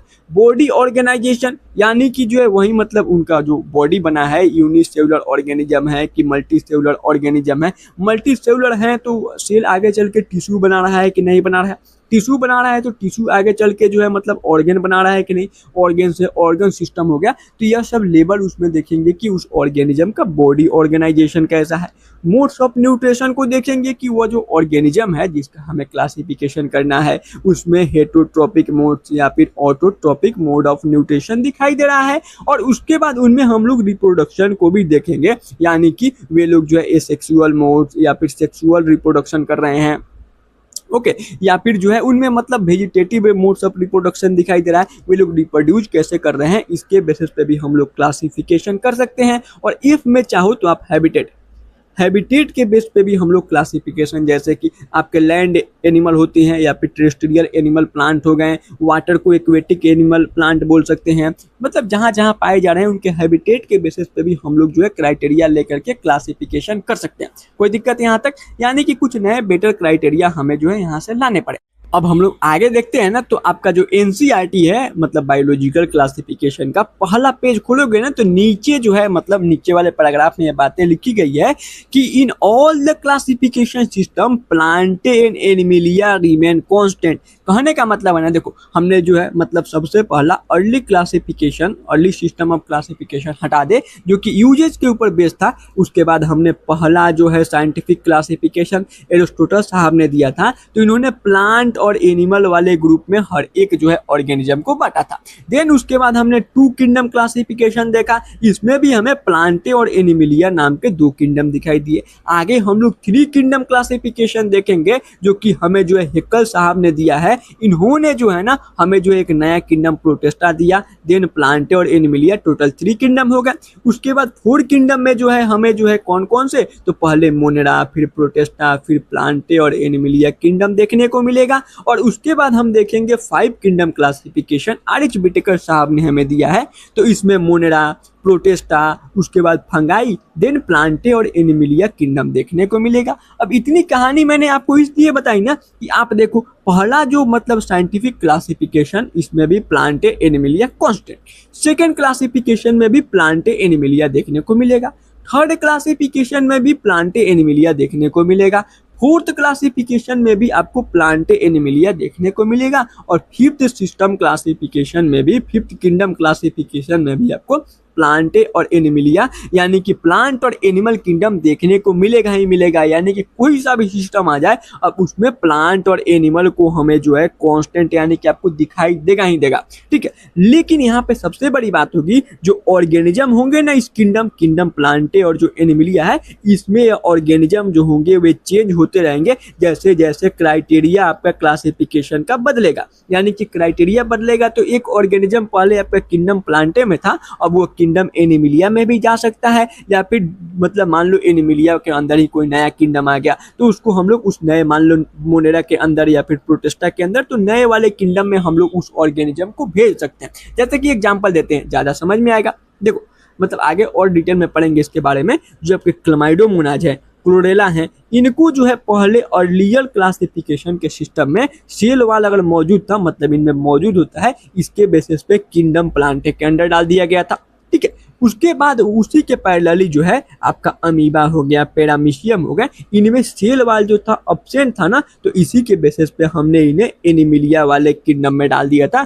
क्यों? क्योंकि हमने जो है 2 किंगडम क्लासिफिकेशन के अकॉर्डिंग जो है क्राइटेरिया लेकर के और हमने मतलब प्लांट किंगडम एनिमल किंगडम को डिफाइन किया था। ऐसे ऑर्गेनिज्म जिसमें सेल वाल अब्सेंट एनिमिलिया में डाल दो, ऐसे ऑर्गेनिज्म जिसमें सेल वाल प्रेजेंट उसको प्लांटे में डाल दो। ओके, यहाँ तक तो कोई दिक्कत नहीं थी। बट आगे हमें जो है ना मतलब जब हम लोग जो है 3 किंगडम क्लासिफिकेशन देखेंगे जहाँ पे हमें एक नया किंगडम प्रोटेस्टा जो है बताया गया। अब जो किंगडम प्रोटेस्टा होते हैं ना, इसके जो भी मेंबर्स होते हैं आगे जानेंगे, टेंशन नहीं लेना, अभी उतना समझ में नहीं आया तो देखो। जो किंगडम प्रोटेस्टा होते हैं ना, तो इसके सारे के सारे मेंबर यूनिसेलुलर और यूकैरियोट्स होते हैं। यानी कि ऐसे ऑर्गेनिज्म जो कि एक सेल से बना हुआ है उसका बॉडी, और वह यूकैरियोट्स है, यानी कि उसके बॉडी के अंदर यानी कि उनके अंदर जो सेल है उसमें वेल ऑर्गेनाइज न्यूक्लियस देखने को मिल रहा है और मेम्ब्रेन बाउंड मतलब जो है आपके ऑर्गेनेल देखने को मिल रहा है। तो ऐसे ऑर्गेनिज्म को हम लोग किंगडम प्रोटेस्टा में डाल देंगे। और यहाँ पे जो है आपका क्लमाइडोमोनाज हो गए, क्लोरेला हो गए, अमीबा हो गए, पैरामीशियम हो गए, ये चारों के चारों यूनिसेलुलर और यूकैरियोट्स होते हैं, ठीक है। इसको जब हम लोग किंगडम मतलब प्रोटेस्टा पढ़ेंगे पार्ट 3 में, वहां पे फिर से आपको बता दूंगा, टेंशन नहीं लेना, ठीक है। एनसीईआरटी में आज फिर से मैं इसको बताऊंगा, तो 4 बार 5 बार जब मैं इसको समझाऊंगा सारी बातें आसानी से समझ आएगी, ठीक है। तो ये जो आपके क्लमाइडोमोना, क्लोरेला हो गए, अमीबा, पैरामीशियम, या पहले जो है अलग यानी कि कुछ प्लांटे में कुछ एनिमिलिया किंगडम में थे। अब नाउ इनको जो है हम लोगों ने चारों को मिला करके एक मतलब किंगडम प्रोटेस्टा के अंदर डाल दिया है, क्योंकि ये लोग यूनिसेलुलर और यूकैरियोटिक नेचर के थे। यानी कि बस यहाँ पे इतना ही समझ लो ना, नोट बना करके साइड में लिख लो अपने कॉपी के कि जो प्लांटे और एनिमिलिया किंगडम है यह हमेशा कांस्टेंट दिखाई देंगे, और बट इसमें जो ऑर्गेनिज्म होंगे ना वे बदलते रहेंगे अगर क्राइटेरिया चेंज हुआ तो। पहले जो ऑर्गेनिज्म प्लांटे में था और एनिमिलिया में था, अब वही जो ऑर्गेनिज्म है ना उनको मिला करके हमने किंगडम प्रोटेस्टा में उठा करके डाल दिया है, समझ रहे हो, क्योंकि क्राइटेरिया चेंज हो गया। अब हम लोग सेल वाल के अलावा भी बहुत सारे चीजों को देख रहे हैं। चलो अब हम लोग यानी कि 3 और 4 किंगडम क्लासिफिकेशन पे आते हैं। तो देखो 3 किंगडम क्लासिफिकेशन की बात करते हैं तो इसको हमें हेकल साहब ने दिया था। यहाँ पे देखो यह जो हो गए हमारे हेकल साहब हो गए, इन्होंने जो है किंगडम प्रोटेस्टा को पहली बार इंट्रोड्यूस कराया। तो किंगडम प्रोटेस्टा इन्होंने इंट्रोड्यूस करा दिया ना, तो उसके बाद प्लांटे और एनिमिलिया तो होंगे ही होंगे। तो यहाँ से हमें 3 किंगडम यानी कि प्रोटेस्टा, प्लांटे और एनिमिलिया मिल गया। यानी कि 3 किंगडम क्लासिफिकेशन किसने? हेकल साहब ने दिया। इन्होंने जो है किंगडम प्रोटेस्टा को इंट्रोड्यूस कराया था। किंगडम प्रोटेस्टा को पहली बार जो है लोगों के नजरों में लाया था, और इसके अंदर जो भी मेंबर होंगे वे यूनिसेलुलर और यूकैरियोटिक ऑर्गेनिज्म होंगे। यानी कि एक ही सिंगल सेल वाले ऑर्गेनिज्म होंगे, और उनका जो मतलब है उसके अंदर सेल में जो कंपोनेंट होगा वह वेल डेवलप यानी कि वेल डेवलप न्यूक्लियस के साथ साथ उसमें जो है मेम्ब्रेन बाउंड ऑर्गेनिकल भी दिखाई देंगे। ओके, देन 3 किंगडम के बाद आया 4 किंगडम क्लासिफिकेशन, और इसको हमें जो दिया है कोपलैंड साहब ने। कोप का मतलब क्या होता है? तो भैया कोप का मतलब हम लोग पुलिस से भी समझ सकते हैं, मतलब पुलिस हो गया, ठीक है। अब आप मान लो कहीं फोड़ा फाड़ी करोगे, तो फोड़ा फाड़ी करोगे तो क्या पुलिस आएगा? यानी कि 4 किंगडम क्लासिफिकेशन आपके कोपलैंड साहब ने दिया था। कोई दिक्कत? यहाँ पे देखोगे तो इन्होंने जो है एक नया किंगडम मोनेरा को इंट्रोड्यूस करा दिया। ओके, और प्रोटेस्टा, प्लांटे और एनिमिलिया पहले से थे ही, तो इनको मिला करके टोटल अब हमारे पास 4 किंगडम हो गया। तो 4 किंगडम क्लासिफिकेशन हमारे पास आ गया। कोई दिक्कत? अब यहाँ पे देखो, इन्होंने जो है कोपलैंड साहब ने 4 किंगडम क्लासिफिकेशन दिया है। इन्होंने पहली बार किंगडम मोनेरा को जो है इंट्रोड्यूस किया, यानी कि किंगडम मोनेरा को जो है दुनिया के सामने अपने मतलब रिसर्च को सामने रखा। बोला कि देखो हम लोग ऑर्गेनिज्म को एक और मतलब किंगडम मोनेरा के अंदर क्लासिफाई कर सकते हैं, और इसके अंदर जो है ना यूनिसेलुलर और प्रोकैरियोट्स ऑर्गेनिज्म आएंगे, यानी कि सिंगल सेल वाले ऑर्गेनिज्म, एक ही सेल वाले ऑर्गेनिज्म, और प्रोकैरियोट्स यानी कि उनके अंदर आपका जो है वेल डेवलप न्यूक्लियस नहीं दिखाई देगा, जेनेटिक मटेरियल ऐसे ही नेक्ट सेल के अंदर मौजूद है, यानी कि बैक्टीरिया। मोनेरा के सोल मेंबर ही बैक्टीरिया होते हैं, तो इन्होंने जो भी बैक्टीरिया थे उनको किंगडम मोनेरा में डाल दिया, ऐसे सिंपल समझ लो, ठीक है। अब यहाँ पे एक चीज अगर आप नोटिस करना चाहो तो देखना, मतलब आगे हम लोग जो है ना, देखो कंफ्यूजन होगी, हम लोग जब 5 किंगडम क्लासिफिकेशन पढ़ते हैं ना, तो वहाँ पे पहले मोनेरा पढ़ते हैं, फिर प्रोटेस्टा, फिर फंगाई, देन हम लोग प्लांटे और एनिमिलिया, यानी कि lower level to higher level की ओर बढ़ते हैं। तो सेम वैसे ही जो है ना, लोगों को कंफ्यूजन हो जाता है कि पहले मोनेरा आया होगा, उसके बाद प्रोटेस्टा किंगडम खोजा गया होगा, फिर फंगाई किंगडम आया होगा, फिर प्लांटे आया होगा, फिर एनिमिलिया आया होगा। ऐसा नहीं होता है, ये तो बाद में हमने अपने पढ़ने के लिए, सुविधा के लिए एक जो है सिस्टमेटिक अरेंजमेंट दे दिया। बट अभी हमने देखा सबसे पहले हमें प्लांटे और एनिमिलिया किंगडम मिला, उसके बाद हमें 3 किंगडम क्लासिफिकेशन में किंगडम प्रोटेस्टा मिला है, 4 किंगडम में जा करके हमें किंगडम मोनेरा मिला है, देन 5 किंगडम आगे पढ़ेंगे तो वहाँ पे हमें फंगाई किंगडम मिलेगा। तो यही चीज़ें यहाँ पे नोट बना करके लिखा गया है कि ये जो किंगडम प्रोटेस्टा है ना, इसको जो है अर्लियर देन मतलब इसको अर्लियरली इंट्रोड्यूस कर दिया गया था मोनेरा से, यानी कि मोनेरा किंगडम से भी पहले हमें किंगडम प्रोटेस्टा मिल चुका था। ओके, चलो अब आज का मेन टॉपिक, जिससे कि आपके जो है नीट जो है 2025 2026 दोनों साल क्वेश्चन पूछे गए हैं आपका 5 किंगडम क्लासिफिकेशन। और 5 किंगडम क्लासिफिकेशन की बात करेंगे तो यह हमें जो है R.H. व्हिटेकर साहब ने 1969 में दिया था। कब दिया था? तो 1969 में R.H. व्हिटेकर साहब ने हमें 5 किंगडम क्लासिफिकेशन दिया था। और 5 किंगडम क्लासिफिकेशन में 5 मेन क्राइटेरिया लिए गए थे। कौन कौन से क्राइटेरिया, इसी पे क्वेश्चन आया है। तो 5 आपके जो है मतलब सिस्टम क्लासिफिकेशन के लिए 5 मेन क्राइटेरिया आप ऐसे याद कर लो, RCB-PM, RCB-PM आपके पांचों के पांचों NCERT के क्राइटेरिया कंप्लीट। कैसे? देखो, R से जो है यहाँ पे जो है मोड्स ऑफ रिप्रोडक्शन एक क्राइटेरिया, सी से हो गया सेल टाइप या फिर सेल स्ट्रक्चर जो है एनसीईआरटी में लिखा हुआ है, तो सेल स्ट्रक्चर एक क्राइटेरिया, बी से हो गया बॉडी ऑर्गेनाइजेशन एक क्राइटेरिया, पी से हो गया फाइलोजेनेटिक या फिर इवोल्यूशनरी रिलेशनशिप, और एम से हो गया मोड्स ऑफ न्यूट्रिशन।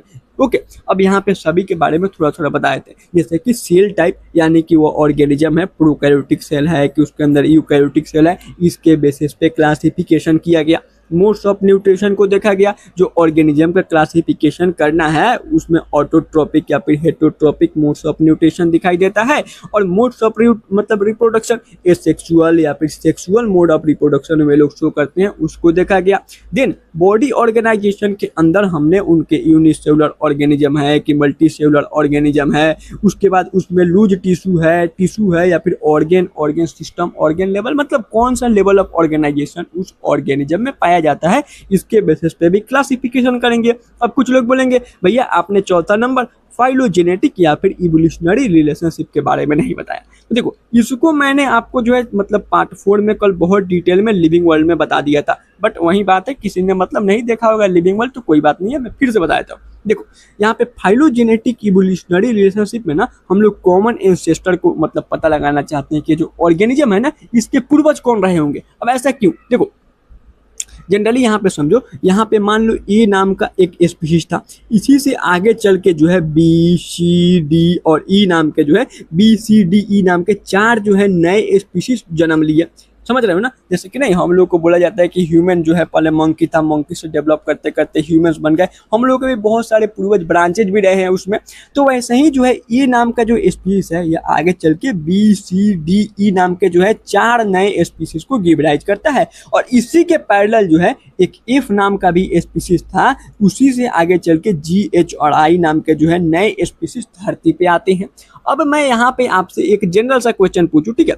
तो यहाँ पे अगर मैं आपसे पूछूं ना, ये जो C दिख रहा है ना, ये C किसके ज्यादा सिमिलर होगा, यानी कि किससे ज्यादा मोर सिमिलर होगा, इस E के कि यहाँ पे इस I के? बतावा। तो भैया जनरली जो है ना, ये जो C दिख रहा है यह जो होगा इस E के ज्यादा सिमिलर होगा। अब ऐसा क्यों, मतलब मैं आपसे पूछ सकता हूँ। इसके लिए एक और पहले क्वेश्चन बना लेते हैं, देन बढ़िया से हम लोग समझेंगे। यहाँ पे देखोगे ना तो ये जो जी है, यानी कि ये जो आपका जी है, ये किसके ज्यादा सिमिलर है, इस आई के ज्यादा सिमिलर है कि इस सी के ज्यादा सिमिलर है। तो भैया जनरली ये जो जी है ना इस आई के ज्यादा सिमिलर है। अब यहाँ पे बात आती है कि ठीक है, आपने जो है सी का सिमिलर ई क्यों बताया और जी का सिमिलर आई क्यों बताया। तो सिंपल जनरल सा एग्जांपल है, क्योंकि यहाँ पे देखेंगे ना तो आपका सी और जो ई है, सी और जो ई है इसका कॉमन एंसेस्टर ए था, ये इसका एक ही पूर्वज था, इसी से ये लोग आगे इवॉल्व हुए हैं। तो अगर सेम कॉमन एंसेस्टर होगा ना तो उनमें हमें ज्यादा सिमिलरिटीज दिखाई देंगी एज कम्पेयर टू यहाँ पे जो हमारा आई था, क्योंकि आई का जो कॉमन एंसेस्टर था वो डिफरेंट दूसरा ऑर्गेनिज्म था। तो यह जो होगा थोड़ा सा आपका डिफरेंट होगा, मतलब एज कम्पेयर टू सी और ई के मतलब कंपेरिजन करेंगे तो उससे थोड़ा ज्यादा डिफरेंस, उसमें वेरिएशन ज्यादा दिखाई देंगे, समझे। यानी कि जनरल ऐसे समझो कि अगर सी और ई जो है अगर मतलब सेम है, क्योंकि इनके एंसेस्टर सेम है, तो इसी के अंदर जो है जो दे आर इवोल्यूशनरी रिलेटेड, यानी कि इवोल्यूशनरी रिलेशनशिप में हम लोग जो है ना ऑर्गेनिज्म के जो है कॉमन एंसेस्टर का पता लगाना चाहते हैं कि वो जो ऑर्गेनिजम्स है, मान लो जो 5 ऑर्गेनिजम्स है, तो इनको देखते हैं कि इनके कॉमन एंसेस्टर अगर सेम रहे होंगे ना तो जनरल सी बात है कि इनमें ज्यादा सिमिलरिटीज पाई जाएंगी as compare to different organisms. Okay,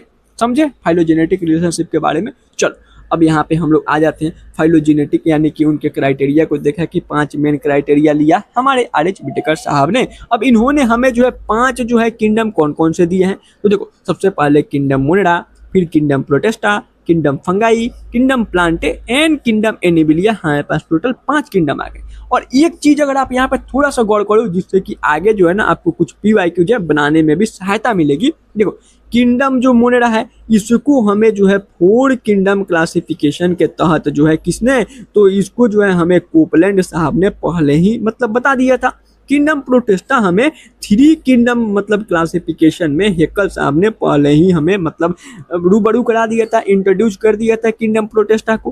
Plantae और जो एनिमिलिया है यह हमें जो है 2 किंगडम क्लासिफिकेशन के दौरान केवलस लीनियस साहब ने पहले ही इंट्रोड्यूस करा दिया था। बच गया यहाँ पे कौन सा, तो एक ही किंगडम जो है फंगाई। तो अगर हम लोग ऐसे बोले जनरली अगर बोलना चाहे कि किंगडम फंगाई जो है ना इसको जो है आर.एच. विटेकर साहब ने सबसे ज्यादा काम अगर किसी किंगडम पे किया है तो वह है किंगडम फंगाई। ओके, यानी कि 5 किंगडम में कौन सा नया किंगडम जो है इंट्रोड्यूस किया गया, तो भैया 5 किंगडम में सबसे नया किंगडम फंगाई को इंट्रोड्यूस किया गया है।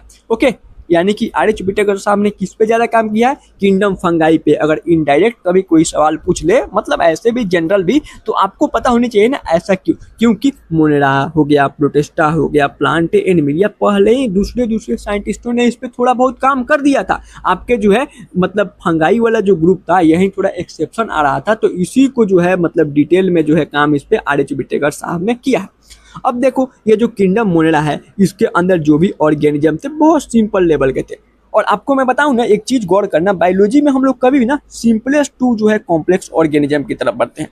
तो किंगडम मोनेरा जो है, जैसे कि देखो एक और चीज कल हमने देखा था, मतलब कल हमने पढ़ा था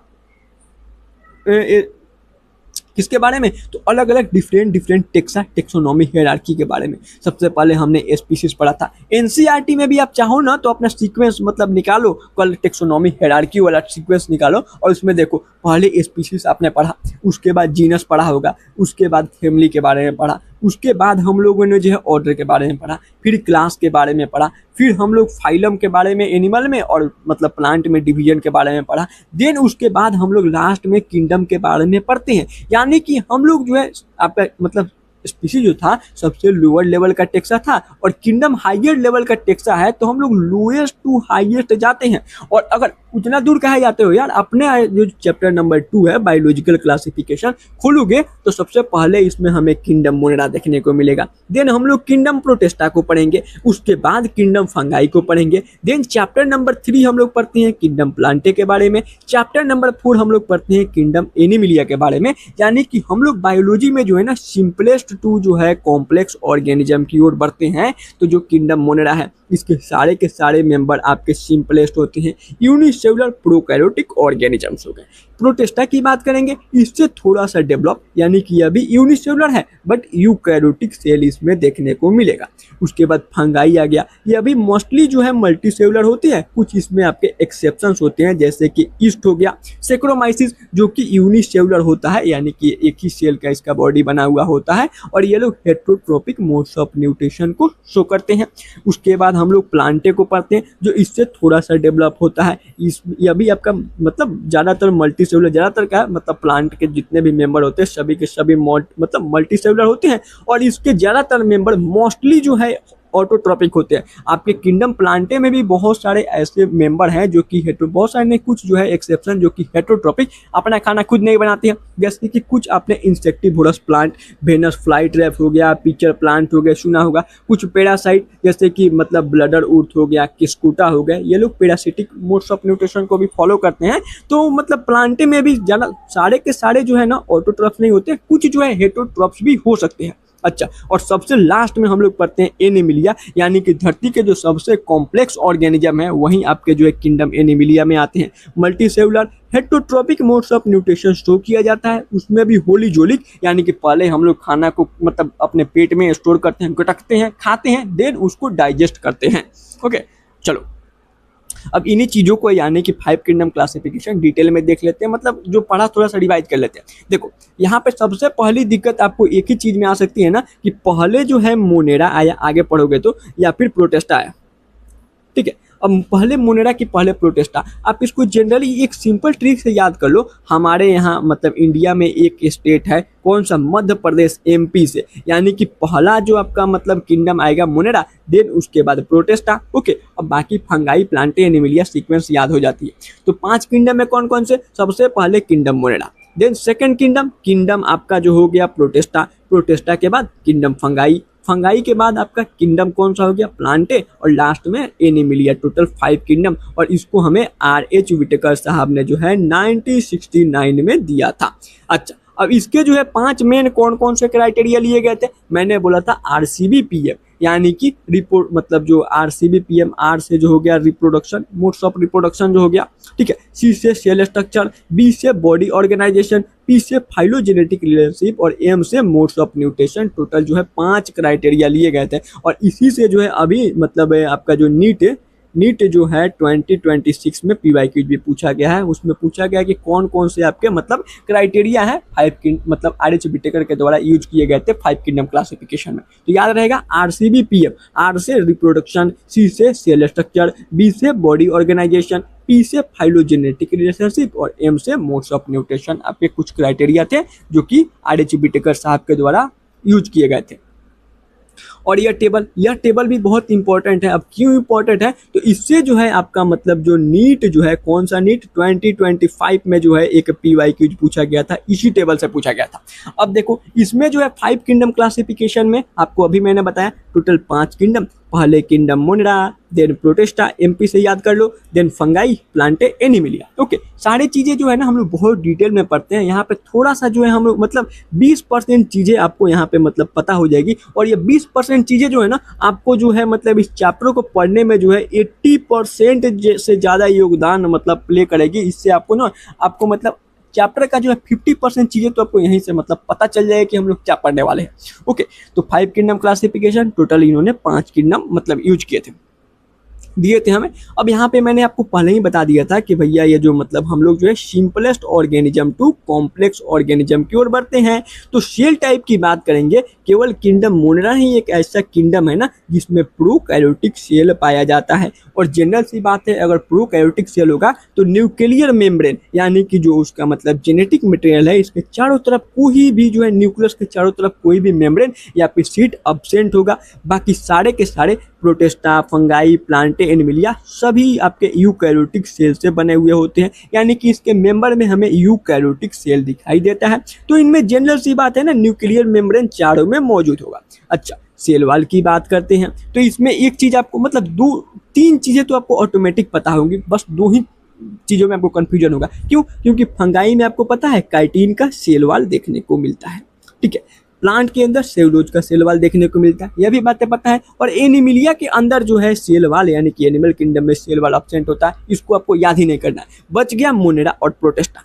देखो इसको हम लोग आगे और डिटेल में पढ़ेंगे, मोनेरा किंगडम पढ़ेंगे फिर प्रोटिस्टा, तो याद हो जाएंगे, उसमें फिर बता देते हैं। देखो जो मोनेरा होता है ना, इसमें हमें नॉन सेलुलोज का सेल वाल देखने को मिलता है, यानी कि पॉलीसेकेराइड और अमीनो एसिड का सेल वाल देखने को मिलता है। और प्रोटिस्टा के अंदर जो है ना, हम पढ़ेंगे इसमें 5 मेंबर होते हैं। एक CDESP से याद कर लो, कॉन्जुगेटिव अल्फाबेट CDE है, देन SP हो गया, क्राइजोफाइट, डाइनोफ्लेजेट, यूग्लिनोइड, स्लाइमोस एंड प्रोटोजोन्स। तो इसमें पहले जो दो हैं यानी कि क्राइजोफाइट एंड डाइनोफ्लेजेट, इसमें सेल वाल जो होता है मौजूद होता है। और लास्ट यानी कि आपका मतलब स्लाइमोस एंड प्रोटोजोआ, इसमें जो सेल वाल होता है अब्सेंट होता है। तो वहीं कुछ मेंबर में मौजूद, कुछ मेंबर में अब्सेंट। और बीच में जो मतलब यूग्लिनोइड्स बच गए, तो इसमें सेल वाल तो नहीं होता है, बट उसके जगह पे एक पेलिकल नाम का स्ट्रक्चर जो कि प्रोटीन रिच मतलब होता है, जो कि इनके मतलब सेल को जो है क्या फ्लेक्सिबिलिटी देता है, तो वो आपके जो है इग्लिनोइड्स में मौजूद होता है। आगे हम लोग पढ़ेंगे इसको डिटेल में। तो मतलब जनरल सी बात है कि अगर किंगडम प्रोटिस्टा की बात कर रहे हैं तो इसके कुछ मेंबर में सेल वाल होगा, कुछ में नहीं। मोनेरा में जो होगा नॉन सेलुलोज का सेल वाल दिखाई देगा, फंगाई में काइटिन का सेल वाल, प्लांट में सेलुलोज का, और एनिमिलिया में सेल वाल होता ही नहीं है। अब अगर हम लोग बॉडी ऑर्गेनाइजेशन की बात कर ले, तो अभी आपको मैंने बताया मोनेरा के अंदर जो भी मेंबर होते हैं वो सारे के सारे यूनिसेलुलर, प्रोटिस्टा भी यूनिसेलुलर एंड यूकैरियोट थे। फंगाई जो होता है इसमें मल्टी सेलुलर लूज टिश्यू तक आपको ऑर्गेनाइजेशन दिखाई देगा। टिश्यू यानी कि यहाँ पे जो है ना ऑर्गेन नहीं दिखाई देंगे, फंगाई में कभी आपको ऑर्गेन नहीं दिखाई देंगे। प्लांट में भी आपको टिश्यू और ऑर्गेन तक दिखाई देंगे, यानी कि जो उनका रूट हो गया, रूट उनका ऑर्गेन हो गया। फ्लावर जो हो गया, फ्लावर उनका रिप्रोडक्टिव ऑर्गेन होता है। उसके बाद अगर हम लोग बात करेंगे मतलब रूट हो गया, फ्लावर हो गया, लीफ हो गया, फोटोसिंथेसिस ऑर्गेन होता है, इसमें ऑर्गेन सिस्टम नहीं दिखाई देता है आपके प्लांट्स में। एनिमल में जो हो ना क्या tissue organ system level of organization, यानी कि एनिमल में भी देखेंगे तो कुछ ऑर्गेनिज्म सेलुलर लेवल के होते हैं, कुछ टिश्यू लेवल परफॉर्म करते हैं, कुछ ऑर्गेन, किसी में ऑर्गेन सिस्टम भी दिखाई देता है। अलग अलग जो मतलब ऑर्गेनिज्म के फाइलम्स होते हैं, एनिमल के फाइलम होते हैं, वे लोग अलग अलग लेवल ऑफ ऑर्गेनाइजेशन को शो करते हैं। चैप्टर नंबर 4 एनिमल किंगडम में पढ़ेंगे।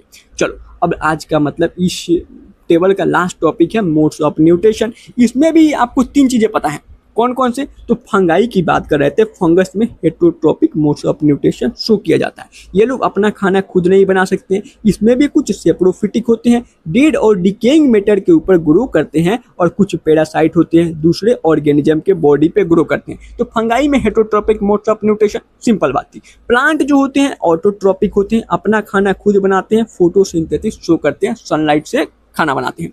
और हम लोग एनिमल जो होते हैं सो हेटेरोट्रोपिक मोड्स ऑफ न्यूट्रिशन शो करते हैं। हम लोग अपना खाना खुद नहीं बना सकते हैं, तो हम लोग जो है होलिजोलिक न्यूट्रिशन या फिर सेप्रोफिटिक न्यूट्रिशन मतलब मोड्स ऑफ न्यूट्रिशन को परफॉर्म करते हैं। और इसी में से प्लांट मतलब एनिमल किंगडम के भी कुछ मेंबर पैरासिटिक भी होते हैं, दूसरे ऑर्गेनिज्म के ऊपर जो है डिपेंड मतलब होस्ट के बॉडी पे जाकर के चिपक करके और वहां से जो है अपने लिए न्यूट्रिशन लेते हैं।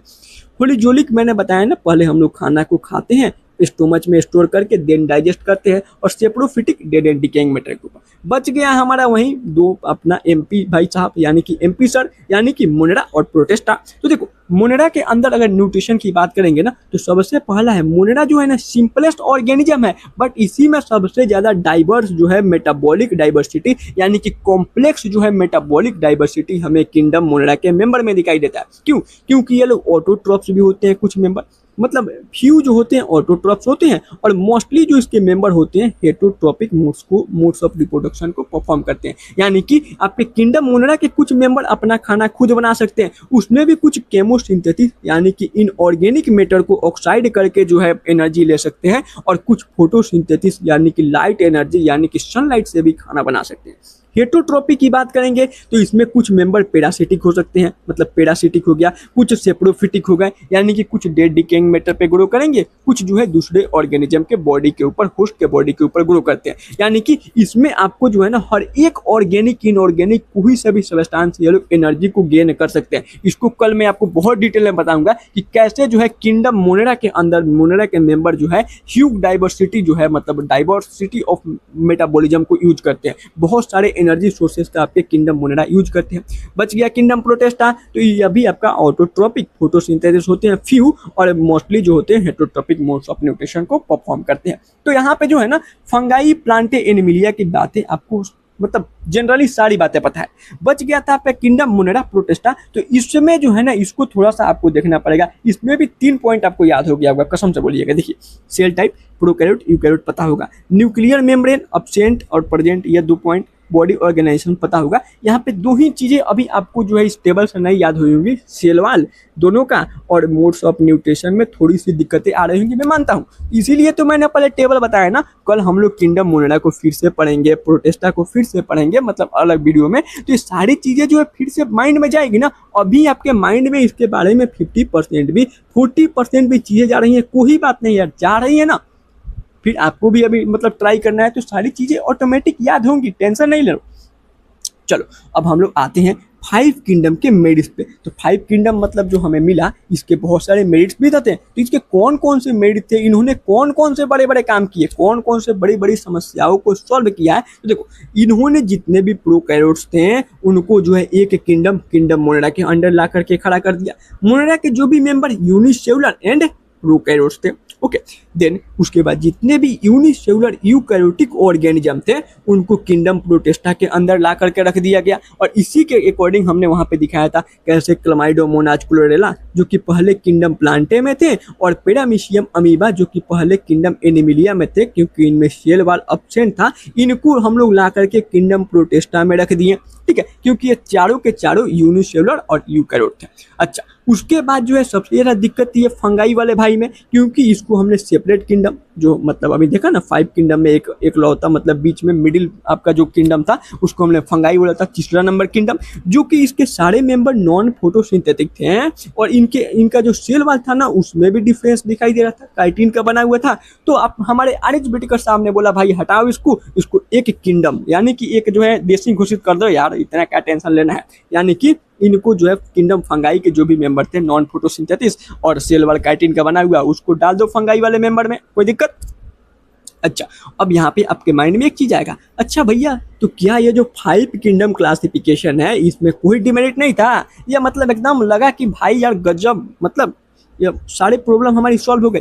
नहीं, देखो यार, मतलब वही बात है ना कि इंसान का प्रॉब्लम कभी सॉल्व ही नहीं हो सकता है। देखो, जो अभी हमारा 5 किंगडम सिस्टम है ना, इसमें भी बहुत सारे डिमेरिट्स हैं। सबसे पहला जो है, अगर हमने किंगडम प्रोटिस्टा को देखा था, इसमें बहुत सारे अनरिलेटेड ऑर्गेनिज्म है। इसमें आगे हम लोग पढ़ेंगे, इसके टोटल 5 मेंबर होते हैं एनसीईआरटी के अकॉर्डिंग, CDESP, क्राइजोफाइट, डाइनोफ्लेजर, इग्लिनोइड, स्लाइमोस एंड प्रोटोजोन। पहले जो 2 हैं क्राइजोफाइट एंड डाइनोफ्लेजर, ये लोग जो है ऑटोट्रॉप्स होते हैं, अपना खाना खुद बना सकते हैं। लास्ट के सेप्रोफिटिक और जो मतलब सेप्रोफिटिक बोल रहा है आपका जो स्लाइमोस एंड जो प्रोटोजोन हो गए, ये लोग जो है हेटरोट्रोपिक मोड्स ऑफ न्यूट्रिशन को शो करते हैं, अपना खाना खुद भी बना सकते हैं, मतलब अपना खाना ये लोग खुद नहीं बना सकते हैं। और एक बीच में जो था हमारा यूग्लिनोइड, यह तो इनसे भी बड़ा मतलब ज्ञानी निकला, यह जो है ऑटोट्रोपिक और हेटरोट्रोपिक यानी कि मिक्सोट्रोपिक मोड ऑफ न्यूट्रिशन को शो करता है। सनलाइट मौजूद, अपना खाना खुद बनाएगा, सनलाइट खत्म, दूसरे जीवों को, छोटे छोटे कीड़े मकोड़ों को मार के खाएगा। यानी कि इसी के अंदर जो है ना, यानी कि जो हमारा किंगडम प्रोटिस्टा है इसमें जो है बहुत सारे अनरिलेटेड ऑर्गेनिज्म रख दिए गए हैं। जैसे कि इसके कुछ ऑर्गेनिज्म के अंदर मतलब ऑटोट्रोपिक, कुछ organism heterotrophic modes of nutrition को शो करते हैं। कुछ ऑर्गेनिज्म में इसके कुछ मेंबर में सेल वाल देखने को मिलता है, कुछ में सेल वाल एब्सेंट होता है, कुछ में सिलिया फ्लैजिला देखने को मिलता है, कुछ में सिलिया फ्लैजिला एब्सेंट होता है। अब यहाँ पे जो है ना मतलब क्लासिफिकेशन थोड़ा बहुत ज़्यादा घिचपिच हो चुका है। तो अगर आप मतलब कोई नया क्राइटेरिया निकालो, इस प्रॉब्लम को सॉल्व कर दो, तो आपका भी नाम आ सकता है। और जनरली देखोगे ना तो 1969 ज़्यादा समय नहीं हुआ है इसको अभी धरती पे आए हुए, तो आप इसमें फर्दर बदलाव कर सकते हो, टेंशन की बात नहीं है। ओके, चलो अब उसके बाद placement of some organism is unclear. अब कुछ ऐसे भी ऑर्गेनिज्म है ना, उसको अब हम लोग किस किंगडम में रखें इसके लिए अभी तक माथापच्ची चल रहा है। जैसे कि यूग्लिना जो हो गया, यह जो है बोथ प्लांट लाइक ऑटोट्रोपिक और एनिमल लाइक हेटरोट्रोपिक नेचर को जो है परफॉर्म करता है। जैसे कि अभी मैंने बताया था ना, आपके जो 5 मेंबर हैं इसके प्रोटिस्टा के, उसी में जो बीच वाला था मतलब यूग्लिनोइड्स, इसी के अंदर यूग्लिना आता है। तो अगर मतलब प्लांट लाइक यानी कि सनलाइट मौजूद हुआ ना, ऑटोट्रोपिक मोड शो करेंगे, और अगर मतलब सनलाइट एब्सेंट हुआ तो एनिमल लाइक यानी कि जो है अपना खाना खुद ना बना करके दूसरे जीवों को मार के खाएंगे। अब इनको हम लोग कहाँ रखे यार, ना ही ये फोटोसिंथेसिस है, ना ही या मतलब हेटरोट्रोपिक यानी कि मतलब नॉन फोटोसिंथेसिस भी नहीं है। तो इनको हमको मतलब क्लासिफाई करना होगा, तो कहाँ करेंगे, अभी तक उतना ज़्यादा क्लियरफाई इसके पीछे नहीं हो पाया है। अच्छा, उसके बाद जो है कुछ ए सेलुलर पार्टिकल जैसे कि वायरस, वायरोइड, परियोन हो गए, इनको कोई भी किंगडम में नहीं रखा गया है। और आप एनसीईआरटी में देखोगे आपका चैप्टर नंबर 2 लास्ट जो आपका टॉपिक है ना वायरस, वायरोइड, परियोन का, तो वहाँ पे जो है ना बीच में यानी कि फर्स्ट आपका जो पैराग्राफ होगा, मतलब पहला जो वायरस का लाइन है, वहीं पे यह बात लिखा गया है जो वायरस है या फिर आपके वायराइड या फिर परियोन है, इनमें किसी में भी सेल नहीं दिखाई देता है। और अगर सेल नहीं है तो हमने जो है द लिविंग वर्ल्ड में पढ़ा था cellular organization is a defining feature, यानी कि कोई सा भी लिविंग ऑर्गेनिज्म हो धरती पे, अगर वो ऑर्गेनिज्म लिविंग है तो उसमें सेल जो होगा सो मौजूद होगा। उसका बॉडी या तो एक सेल या फिर बहुत सारे यानी कि मतलब जो है मल्टी सेलुलर या फिर यूनिसेलुलर बॉडी तो होना ही होना चाहिए। तो ये जो वायरस हो गए, वायरोइड हो गए, परियोन हो गए, इनके अंदर कोई सेल ही मौजूद नहीं है तो ये नॉन लिविंग हो गए। और अगर ये नॉन लिविंग हो गए तो इनके पास देखो सबसे पहले सेल नहीं है, अपना प्रोटोप्लाज्म नहीं है, अपना मेटाबॉलिज्म नहीं है। और मेटाबॉलिज्म को भी हमने क्या डिफाइनिंग फीचर बोला था, तो मेटाबॉलिज्म भी नहीं है, सेल भी नहीं है, तो इसको हम लोग लिविंग कंसीडर नहीं करेंगे। और लिविंग कंसीडर नहीं करेंगे तो इसका हम लोग क्लासिफिकेशन कैसे कर सकते हैं? बायोलॉजिकल क्लासिफिकेशन में हम लोग बायोलॉजी यानी कि लिविंग थिंग के क्लासिफिकेशन कर रहे थे ना, तो अभी तक जो है, लेकिन यह भी हम लोग मतलब गलत नहीं कर सकते हैं कि वायरस, वायरोइड और परियोन या आपके नॉन लिविंग भी हैं, क्योंकि ये नॉन लिविंग भी नहीं है, लिविंग थिंग भी नहीं है, या बीच के कुछ चीजें में आ रहे हैं, यानी कि नहीं नॉन लिविंग नहीं लिविंग थिंग। तो इसको कोई ना कोई एक किंगडम, एक क्राइटेरिया के अंदर क्लासिफाई करना होगा ना, तो अभी तक इसको उतना बेटर प्लेसमेंट नहीं मिला है। तो अगर आप चाहते हो तो कुछ ये आपके डिमेरिट्स हैं 5 किंगडम क्लासिफिकेशन के, इसको सॉल्व कर दो। आज से 50 साल बाद जो है आपका मतलब आपका दिया हुआ कॉन्सेप्ट बच्चे पढ़ेंगे बायोलॉजी में, आपका भी नाम आएगा कि आर एच बिटेकर साहब के जगह पे जो भी मतलब क्लासिफिकेशन इसको सॉल्व करेगा का नाम आएगा, वहां पे डेट लिखा रहेगा कि मतलब जो है 2030 में जो है ये साइंटिस्ट साहब आए और इन्होंने इस प्रॉब्लम को सॉल्व कर दिया। तो चाहो तो कर सकते हो। चलो अब इसके बाद आज का लास्ट कॉन्सेप्ट यानी कि 6 किंगडम क्लासिफिकेशन पे हम लोग आ रहे हैं। 6 किंगडम क्लासिफिकेशन जो है ना, यह हमें जो है कार्ल उश साहब ने दिया और इसको हम लोग 3 डोमेन सिस्टम भी बोलते हैं। अब यहाँ पे इन्होंने सबसे बड़ा खेला किया है कि हमारे पास जो 5 किंगडम सिस्टम थे, कौन कौन से? Monera, Protista, fungi, Plantae, Animalia. और एक चीज गौर किया था तो किंगडम मोनेरा जो था ना, यही एकलौता आपका प्रोकैरियोटिक किंगडम था। बाकी प्रोटेस्टा, फंगाई, प्लांटे, एनिमिलिया सारे के सारे यूकैरियोटिक थे, यानी कि सभी के सभी जो होंगे ना आपके यूकैरियोटिक सेल मौजूद थे।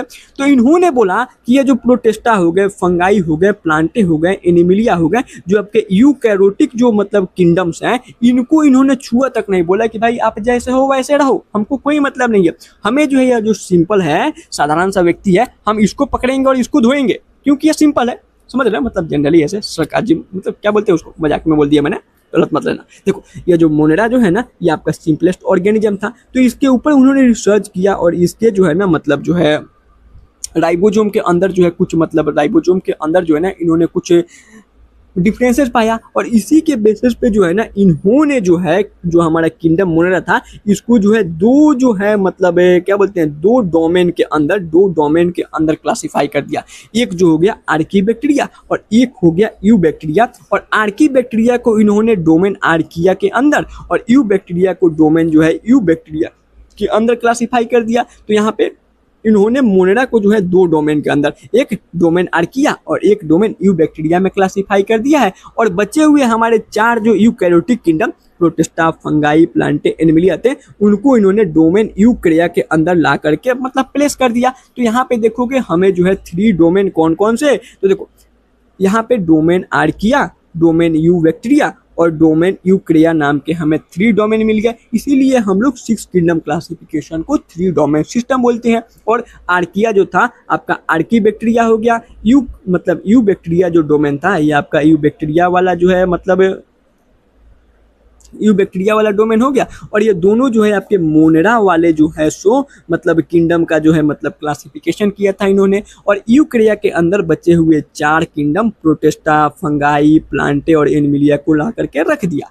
और यहाँ पे देखोगे तो 6 किंगडम कौन कौन से, तो सबसे पहला किंगडम जो है इन्होंने जो मोनेरा था, मोनेरा को इन्होंने 2 kingdom Archie bacteria, you bacteria में क्लासिफाई कर दिया था। और बचे हुए प्रोटेस्टा, फंगाई, प्लांटे, एनिमिलिया आपके जो है 4 किंगडम्स हो गए। इसी को मिलाकर के टोटल 6 किंगडम क्लासिफिकेशन भी बोल दिया जाता है। इसमें क्या था, तो कार्ल उस साहब ने जो है हमें 6 किंगडम या फिर 3 डोमेन सिस्टम दिया था। 3 डोमेन कौन कौन से, तो आर्की बैक्टीरिया को मिलाकर के इन्होंने डोमेन आर्किया, यू बैक्टीरिया को मिलाकर के डोमेन यू बैक्टीरिया, और बचे हुए 4 जो है आपके किंगडम को मिलाकर के इन्होंने डोमेन जो है यूक्रिया दे दिया था। कोई दिक्कत है? अब हमने जितने भी चीजें पढ़े ना उधर एनसीईआरटी के जो आपका 2.5 पन्ने हैं, इसको मैं आपको एनसीईआरटी से बहुत अच्छे से समराइज करा देता हूँ। आपको लगे ना कि भाई हमने जो भी चीजें पीछे पढ़ी सारी की सारी एनसीईआरटी की ही डेटा थी, कुछ अलग नहीं पढ़ा। कुछ चीजें मैंने अलग बताया है, जैसे कि 3 और 4 किंगडम क्लासिफिकेशन एनसीईआरटी में नहीं है, बट नॉलेज के लिए थोड़ा बहुत एक्स्ट्रा जान लेना चाहिए। ओके चलो, तो यहाँ पे आते हैं हम लोग since dawn of the civilization, सभ्यता के शुरुआत से ही जो है ना बहुत सारे अटेम्प्ट किए गए लिविंग ऑर्गेनिज्म के क्लासिफिकेशन के। तो जाहिर सी बात है, जो शुरुआती जो हमारा मतलब क्लासिफिकेशन का जो क्राइटेरिया था उसमें हमने साइंटिफिक के क्राइटेरिया को नहीं लिया था, बट उसको जो है हमने यूज यानी कि नीड्स टू यूजेज ऑर्गेनिज्म के यूजेज के बेसिस पे हम लोगों ने क्लासिफिकेशन किया था पहला, जो कि नॉन साइंटिफिक था। अर्ली क्लासिफिकेशन जिसको मैंने बोला था, इसमें हम लोगों ने ऑर्गेनिज्म के यूज पे जैसे कि फूड हो गया, शेल्टर हो गया, क्लॉथिंग हो गया, इसी के बेस पे जो है ना ऑर्गेनिज्म को डिफरेंट ग्रुप्स में क्लासिफाई किया था। देन जो पहला जो है ना अर्लीस्ट अटेम्प्ट जो था साइंटिफिक बेसिस का यानी कि साइंटिफिक क्लासिफिकेशन का, वो हमें एरिस्टोटल साहब ने दिया था। इन्होंने जो है मतलब जो है दो हमें जो है मतलब 2 ग्रुप्स, एक प्लांटे और एक जो है मतलब एनिमल्स वाले जो है 2 जो है हमें ग्रुप दिए थे। और इन्होंने प्लांट किंगडम को जो है यानी कि जो प्लांट थे, किंगडम नहीं मतलब जो प्लांट थे, उनको उनके मॉर्फोलॉजी के बेसिस पे 3 सब ग्रुप यानी कि ट्री, स्टब्स और हर्ब्स में क्लासिफाई किया था। और एनिमल को फर्दर 2 ग्रुप, रेड ब्लड मौजूद है तो इनेमा और रेड ब्लड अब्सेंट है तो एनेमा वाले कैटेगरी में क्लासिफाई किया था। उसके बाद लिनस साहब आए, इन्होंने हमें 2 किंगडम क्लासिफिकेशन दिया। इन्होंने जो है 2 किंगडम, एक प्लांटे और एक एनिमिलिया दिया। और उसके बाद जो है ना यह जो आपका मतलब यह जो सिस्टम था यह डेवलप किया गया हर एक प्लांट और एनिमल के लिए रेस्पेक्टिवली, यानी कि प्लांट के लिए प्लांटे, एनिमल के लिए एनिमिलिया किंगडम बना दिया गया। अब यह जो सिस्टम था ना सेल वाल के ऊपर बेस था। अगर यहाँ पे नहीं लिखा गया, नेक्स्ट पेज यानी कि इसके सेकंड पेज पे लिखा गया, वहाँ पे दिखा देंगे। यहाँ पे जो सिस्टम था ना इसमें बहुत सारे डिमेरिट्स थे, जैसे कि यह जो था आपका यूकैरियोटिक और प्रोकैरियोटिक के बीच में डिफरेंसेस को जो है नहीं बता पाया। उसके बाद यूनिसेलुलर मल्टीसेलुलर ऑर्गेनिज्म के अंदर जो है डिफरेंस नहीं बता पाया। फोटोसिंथेसिस ग्रीन एल्गी हो गया या फिर नॉन फोटोसिंथेसिस फंगाई को जो है एक ही ग्रुप में इन्होंने रख दिया था। बोथ के अंदर सेल वाल मौजूद था तो इसको किंगडम प्लांटे में रख दिया गया था। उसके बाद जो है बहुत सारे ऐसे लार्ज नंबर ऑफ ऑर्गेनिज्म जो थे ना इस मतलब जो है क्राइटेरिया के अंदर फॉल ही नहीं कर रहे थे, इसीलिए जो हमारा 2 किंगडम क्लासिफिकेशन था कुछ समय के बाद इनएडुकेट यानी कि विलुप्त हो गया। अब यहाँ से हमें यह चीज़ें पता लगी ना कि हमें जो है बिसाइड मतलब ग्रॉस मॉर्फोलॉजिकल कैरेक्टर यानी कि ऊपर से जो हम लोग मॉर्फोलॉजी को देख रहे हैं उसके अलावा भी कुछ कैरेक्टर को जो होगा इंक्लूड करना होगा, जैसे कि सेल स्ट्रक्चर, नेचर ऑफ वाल यानी कि सेल वाल की बातें हो रही हैं, मोड्स ऑफ मतलब nutrition, habitat, method of reproduction, evolutionary relationship को हमें ऐड करना पड़ेगा। उसके बाद जो है मैंने आपको बताया था कि एनसीईआरटी में मतलब नीचे लाइन लिखा हुआ है जिसको मैंने नोट बना करके 2 ऐसे दिखाए हुए थे, जिसमें जो है प्लांट और जो एनिमल किंगडम है ना ये कांस्टेंट रहे अंडर जो भी डिफरेंट किंगडम आएंगे। हमने देखा आपका जो पहला साइंटिफिक क्लासिफिकेशन प्लांट और animal, 2 kingdom classification Plantae Animalia, 3 kingdom classification Protista Plantae Animalia, 4 kingdom में आपका Monera Protista Plantae and Animalia, 5 kingdom में कौन कौन से थे तो भैया इसमें Monera Protista fungi Plantae Animalia, सभी में प्लांटे एनिमिलिया जो थे वे आपके कौन से थे तो प्लांटे एनिमिलिया कांस्टेंट रहे। बट इसके इस ग्रुप के अंदर जो ऑर्गेनिज्म है वह जो है आपके मतलब कंटिन्यूअसली जो होंगे सो चेंज होते रहे, टाइम के साथ साथ जो है मतलब एक ऑर्गेनिज्म दूसरे किंगडम में भी जा सकता था। देन यह टेबल मैंने आपको अच्छे से बता ही दिया था। आगे हम लोग आते हैं, हम लोगों ने आज 5 किंगडम क्लासिफिकेशन देखा था जो कि हमें आर एच बिटेकर साहब ने 1969 में दिया था। इन्होंने हमें 5 जो है मतलब किंगडम कौन कौन से, किंगडम मोनेरा, देन प्रोटेस्टा, फिर फंगाई, प्लांटे एंड लास्ट में एनिमिलिया दिया था। 5 इन्होंने मेन क्राइटेरिया लिए थे, सिंपल RCB PM से याद कर लो।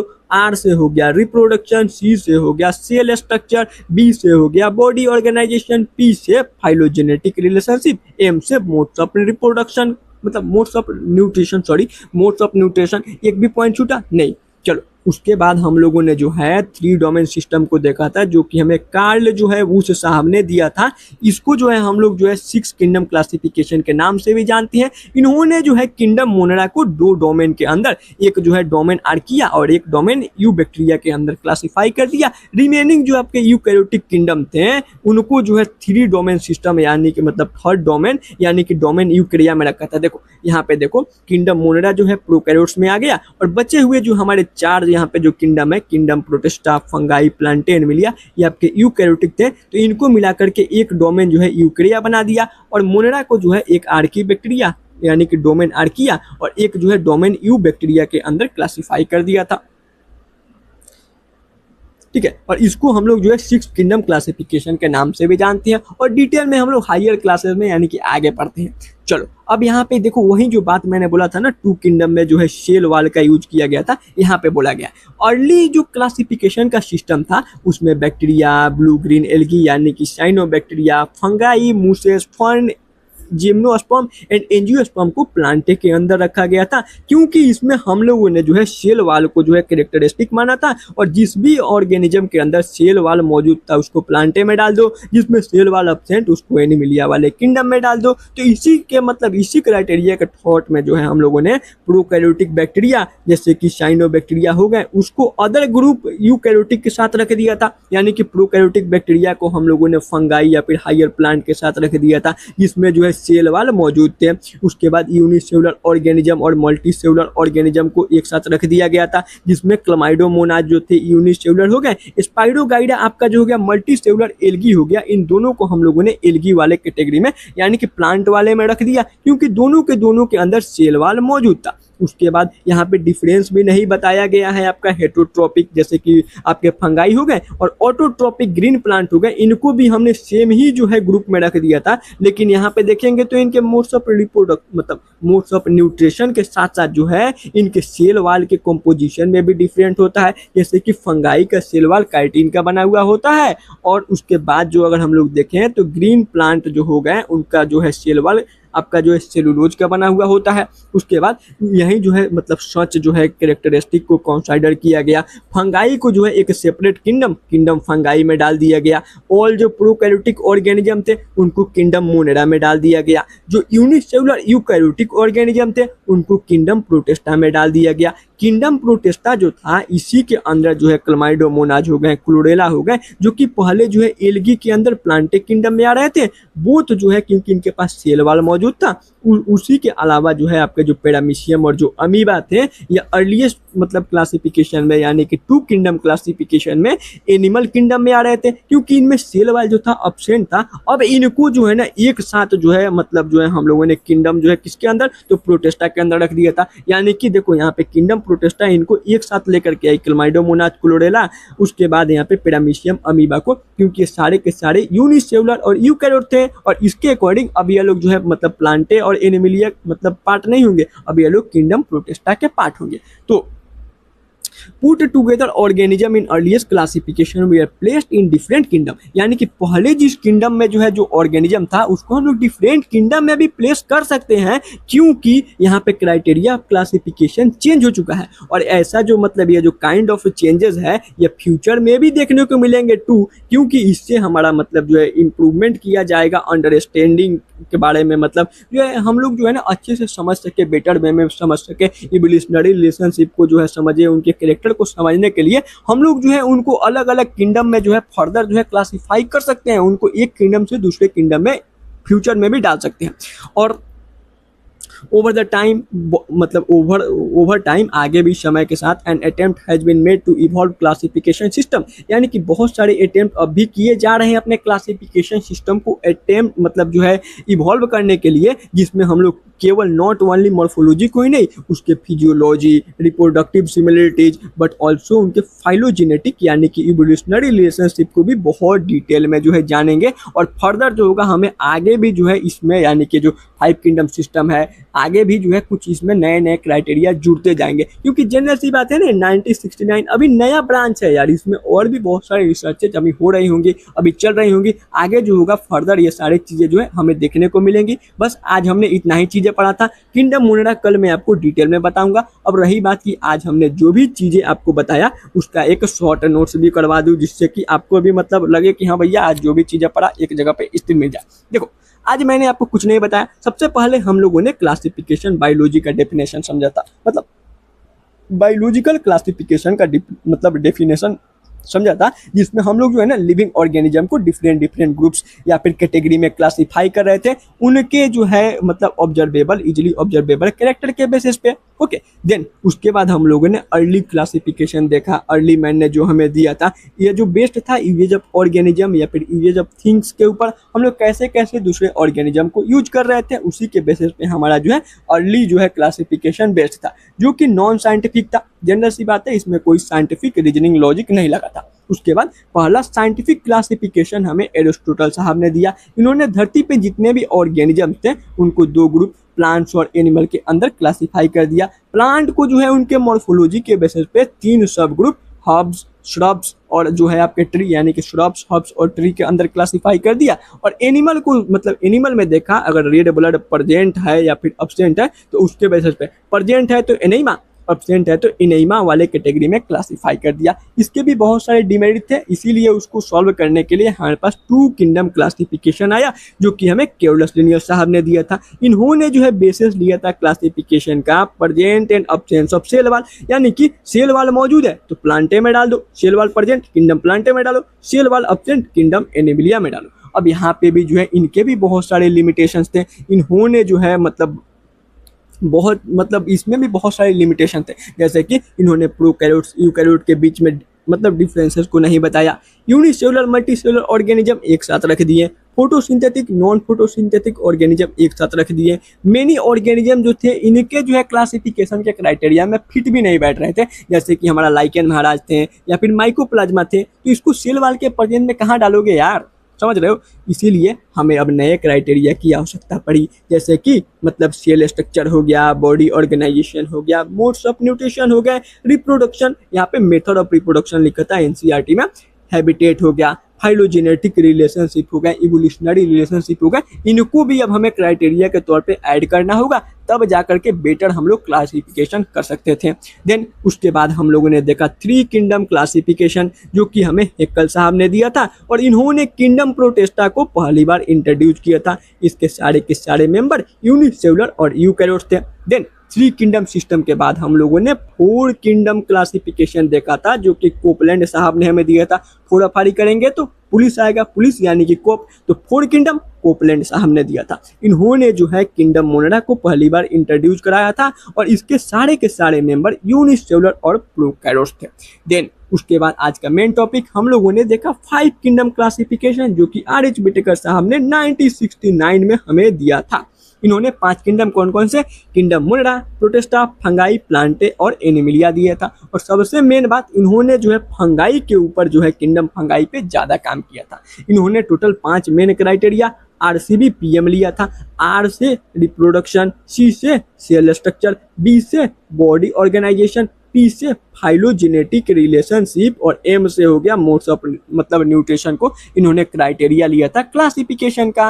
और लास्ट में आज हमने देखा है 6 किंगडम क्लासिफिकेशन, जिसको हमें कार्ल उश साहब ने दिया था। और इन्होंने जो है मतलब ये जो 6 किंगडम है इसको हम लोग 3 डोमेन सिस्टम के भी नाम से जानते हैं। इन्होंने जो सबसे पहला किंगडम था मोनेरा, इसको जो है 2 डोमेन, डोमेन आर्किया और डोमेन यू बैक्टीरिया के अंदर क्लासिफाई कर दिया था। और रिमेनिंग जो हमारे मतलब eukaryotic kingdom, Protista, fungi, Plantae और एनिमिलिया, इनको मिलाकर के एक डोमेन आर्की मतलब आर्किया बना दिया था। यहाँ तक कोई दिक्कत? अब आप चाहो ना तो ये रहा आपका पहला पेज, इसका स्क्रीनशॉट ले लो और इसको आज शॉर्ट नोट्स में ऐड कर लेना, जिससे कि आप जो है ना मतलब नोट्स, शॉर्ट नोट्स जो है वीडियो के साथ साथ लेक्चर के साथ साथ बनाते जाओ। ठीक है, तो यह हो गया आपका पहला एंड यह सेकंड पेज, इसका भी थोड़ा क्वालिटी बढ़ा करके स्क्रीनशॉट लोगे ना तो थोड़ा फ्रेश दिखेगा। चलो अब जो है आज तक के जितने भी PYQ पूछे गए हैं इस टॉपिक के उसको भी मैं सॉल्व करा देता हूं। तो देखो यह जो है अभी अभी यानी कि आपका जो है रीनीट का नहीं, ये 3 मई का जो पेपर हुआ था उसका पूछा हुआ क्वेश्चन है 2026 का। इसमें बोला गया है ना, the main criteria use for 5 kingdom classification propose by RH Whittaker 1969, इसमें क्या क्या लिए गए थे? तो सिंपल ट्रिक RCBPM, क्योंकि अकॉर्डिंग टू NCERT हमें चलना है। NCERT में मैंने दिखाया था 5 ही क्राइटेरिया दिया है, तो ज़्यादा वहाँ पर नहीं, मतलब एक्स्ट्रा नहीं सोचना है। देखो यहाँ पे cell structure, C4 cell structure A सही है। Body organisation B4 body organization यानी कि B भी सही है। प्रेजेंस ऑफ फ्लैजेलम कहीं नहीं था, इसको काट दो। यहाँ पे P से फाइलोजेनेटिक रिलेशनशिप था, तो ऑप्शन नंबर E भी सही दिख रहा है। और यहाँ पे R पर रिप्रोडक्शन यानी कि D भी सही है। तो यहाँ पे C को केवल काट दो। देखो C किसमें, C इसमें है तो एलिमिनेट हो गया। और ABDE ऑप्शन नंबर 4 हो गया आपका करेक्ट आंसर। बहुत सिंपल था। चलो अब यह हो गया 2025 में पूछा गया क्वेश्चन था, और ये थोड़ा टाइम टेकिंग है तो इसको थोड़ा अच्छे से हम लोग करेंगे। देखो each of the following characteristic represent a kingdom proposed by Whittaker, arrange the following in increasing order of complexity of body organization। यानी कि यहाँ पे बोला गया है पहले हम लोग मतलब lower simple organism to complex organism की ओर जाएंगे, यानी कि पहले मोनेरा, देन प्रोटेस्टा, फिर आपका fungi, then Plantae and then Animalia, ऐसे अरेंज करना है। देखो multi cellular heterotrophic with cell wall made of chitin, chitin का सेल वाल आपके जो है फंगाई के मेंबर में ही दिखाई देता है। अच्छा, heterotrophic with tissue organ system level of body organization, एक तो बात है यहाँ पे हेट्रोट्रोपिक और इसमें जो है ऑर्गन लेवल मतलब ऑर्गन सिस्टम लेवल दिखाई दे रहा है, तो जाहिर सी बात है यह जो है एनिमिलिया वाले किंगडम को जो है मतलब रिप्रेजेंट कर रहा होगा। Prokaryotes with cell wall made of polysaccharide and amino acid, अगर प्रोकैरियोटिक है तो एक ही जो है हमारा किंगडम प्रोकैरियोटिक है, वह था किंगडम हमारा मोनेरा। अच्छा, eukaryotic autotrophic with tissue organ level of body organization, सबसे पहली बात यूकैरियोटिक है और ऑटोट्रोप्स है, यानी कि अपना खाना खुद बना सकता है। ऑर्गन लेवल दिखाई दे रहा है, यानी कि leaf organ, root organ, flower organ होता है ना, रिप्रोडक्टिव ऑर्गन आपके होते हैं, सॉरी फ्लावर जो है रिप्रोडक्टिव ऑर्गन होते हैं। एक मिनट यहाँ पे थोड़ा इसका हम बंद कर दें, लाइन से ड्रॉ, ओके। हाँ, तो यह जो हो गया आपका मतलब कौन सा, तो ये आपका प्लांटे हो गया, प्लांटे हो गया। चलो अब उसके बाद लास्ट बच गया eukaryotes with cellular body organization, यानी कि यूकैरियोटिक है बट यूनिसेलुलर है, तो ये आपका किंगडम प्रोटेस्टा को जो है प्रोटेस्टा को रिप्रेजेंट कर रहा है। अब यहाँ पे हमें उसको अरेंज कर देना है। पहले किंगडम मोनेरा, मोनेरा जो है आपका 3C यानी कि 2 ऑप्शन एलिमिनेट कर दो। अगर आप चाहते हैं ना तो इसको मैं मतलब अपने बनाने बैठता तो इतना ज़्यादा नहीं एक्सप्लेन करना था, इसलिए साइड में लिख दिया, वरना तो आराम से आदमी कर सकता था बहुत जल्दी मतलब। अच्छा, देन प्रोटेस्टा हो गया। प्रोटेस्टा देखो कहाँ है, प्रोटेस्टा ई में है, तो सी के बाद ई दोनों में आगे देख लेते हैं। उसके बाद प्रोटेस्टा के बाद फंगाई हो गया, फंगाई आपको ए में दिखाई दे रहा है, तो ए यानी कि देखो कितना ज़्यादा सिमिलर दिया था। अच्छा, देन प्लांटे यानी कि प्लांटे आपका डी में है, तो ऑप्शन नंबर डी, सॉरी यहाँ पे जो है मतलब इसमें देखोगे तो इसमें यानी कि ऑप्शन नंबर डी ही आपका ज़्यादा करेक्ट बैठ रहा है, क्योंकि देखो यहाँ पे डी दिया है और यहाँ पे हमने जो बी छोड़ा था इसमें यहाँ पे बी लिखा है, तो बी नहीं होगा। और उसके बाद लास्ट में बी आएगा, यानी कि Animalia, option number B last में आएगा। तो आपका सीक्वेंस हो गया CEAD एंड बी, ओके। चलो यह जो हो गया 2002 का पूछा हुआ क्वेश्चन, यानी कि जो है 2025 से पहले जो है ना मतलब कितने सालों तक यार मोटा मोटी जो है 23 ईयर्स तक जो है इस टॉपिक से क्वेश्चन ही नहीं पूछे गए थे। तो देखो 2000 सन में इससे क्वेश्चन पूछा गया है। In five kingdom system the main basis of classification was. अब यहाँ पे आपको लगाना होगा दिमाग। देखो सबसे पहली बात जो है हमें 5 kingdom Monera, Protista, fungi, Plantae और एनिमिलिया लिया था, जिसमें मोनेरा, प्रोटेस्टा, प्लांटे और एनिमिलिया, यह जो 4 किंगडम थे ना, ये पहले से ही जो है सो मतलब आपके क्या हो गए थे, तो इसको पहले से ही जो है ना मतलब मोनेरा जो है यह हमें हेकल साहब ने पहले दे दिया था 3 किंगडम में। प्रोटेस्टा 4 किंगडम में, या दोनों 2 किंगडम में मिल चुके थे। बच गया था फंगाई, इसको हमें जो है आर.एच. विटेकर साहब ने जो है 5 किंगडम क्लासिफिकेशन में दिया था, और यह 5 किंगडम क्लासिफिकेशन में ज़्यादा काम फंगाई के ऊपर किया गया। तो 5 किंगडम के बोला गया मेन बेसिस क्या रहा होगा, तो इनका मेन क्राइटेरिया रहा होगा इस फंगाई को क्लासीफाई करना। और फंगाई को क्लासिफिकेशन हम लोग किस बेसिस पे कर सकते हैं, तो मोड ऑफ न्यूट्रिशन के बेसिस पे ही ना हम लोग क्लासीफाई कर सकते हैं। फंगाई सारे के सारे हेटेरोट्रॉप्स होते हैं। तो देखो नेचर ऑफ मतलब स्ट्रक्चर ऑफ न्यूक्लियस, ऐसे भी थोड़ा क्रॉस चेक करो। नेचर ऑफ न्यूक्लियस के बेसिस पे आपका प्रोकैरियोट और यूकैरियोटिक ऑर्गेनिज्म होगा, यानी कि मोनेरा और प्रोटिस्टा किंगडम जो है आपके मतलब मोनेरा जो था आपका प्रोकैरियोट था, और आपके बाकी जो भी किंगडम है सारे के सारे आपके जो है सो मतलब यूकैरियोट थे। तो मोनेरा प्रोटिस्टा तो हमें पहले ही मिल चुका था ना, तो यह नहीं होगा। आगे बढ़ते हैं, नेचर ऑफ सेल वाल के बेसिस पे हमें 2 किंगडम जो है क्लासिफिकेशन किसने, तो आपके कैरोलस लिनियस साहब ने प्लांटे और एनिमिलिया पहले ही दे दिया था, तो यह भी नहीं होगा। इस सेक्सुअल रिप्रोडक्शन कोई बड़ी बात नहीं थी, मतलब इसमें तो इसका कोई जिक्र नहीं होना चाहिए। बच गया मोड्स ऑफ मतलब न्यूट्रिशन, यानी कि न्यूट्रिशन देखने में यानी कि हेटेरोट्रॉपिक होगा, तो उसको इन्होंने मिला करके और जो है किंगडम फंगाई इन्होंने एक सेपरेट किंगडम इंट्रोड्यूस कर दिया था। तो correct answer option number B modes of nutrition आएगा। चलो यहाँ पे जो गया यह मेंस 2012 का पूछा हुआ क्वेश्चन है, यानी कि गलती से मैंने 2 यहाँ पे कर दिया था, सॉरी। चलो 5 किंगडम क्लासिफिकेशन में क्लमाइडोमोनाज और जो क्लोरेला हैं इसको किस में इंक्लूड किया गया है। यहाँ पे मेन पॉइंट है 5 किंगडम बोला गया, ठीक है। अब यहाँ पे देखो क्लमाइडोमोनाज और क्लोरेला जो है ना हम लोग एल्गी में भी पढ़ते हैं प्लांट किंगडम के अंदर, बट 5 किंगडम के अकॉर्डिंग आपके जो मतलब ये जो क्लमाइडोमोनाज हैं क्लोरेला हैं ये दोनों के दोनों यूनिसेलुलर होते हैं। और यूनिसेलुलर के अलावा एक सबसे बड़ी बात ये लोग यूकैरियोट होते हैं। तो यूनिसेलुलर यूकैरियोट किसके मेंबर, किंगडम प्रोटिस्टा के मेंबर होते हैं। प्लांटे होगा नहीं, एल्गी हम लोग बोल नहीं सकते हैं, क्योंकि यहाँ पे डायरेक्ट बोला गया है कौन से 5 किंगडम, और 5 किंगडम में एल्गी नहीं आता है। एल्गी जो है एक डिवीजन है, एक जो है प्लांट का डिवीजन है, यानी कि किंगडम के जस्ट नीचे हमने डिवीजन पढ़ा था ना, मतलब टेक्सोनॉमी हायरार्की में, तो यह भी नहीं होगा और मोनेरा तो होगा ही नहीं। चलो 2014 में पूछा हुआ क्वेश्चन है, 5 kingdom system of classification suggested by R H. Whittaker साहब इज नॉट बेस्ड ऑन, किसके ऊपर बेस्ड नहीं था। देखो मोड्स ऑफ रिप्रोडक्शन बेस्ड था, बिल्कुल था। मोड्स ऑफ न्यूट्रिशन बेस्ड था, यहाँ पे नोट बताना है। कॉम्प्लेक्सिटी ऑफ बॉडी ऑर्गेनाइजेशन पे भी 5 किंगडम क्लासिफिकेशन बेस्ड था। कौन कौन से, RCBPM यानी कि रिप्रोडक्शन, C से सेल स्ट्रक्चर, B से बॉडी ऑर्गेनाइजेशन, P से फाइलोजेनेटिक रिलेशनशिप, और M से मोड्स ऑफ न्यूट्रिशन जो था।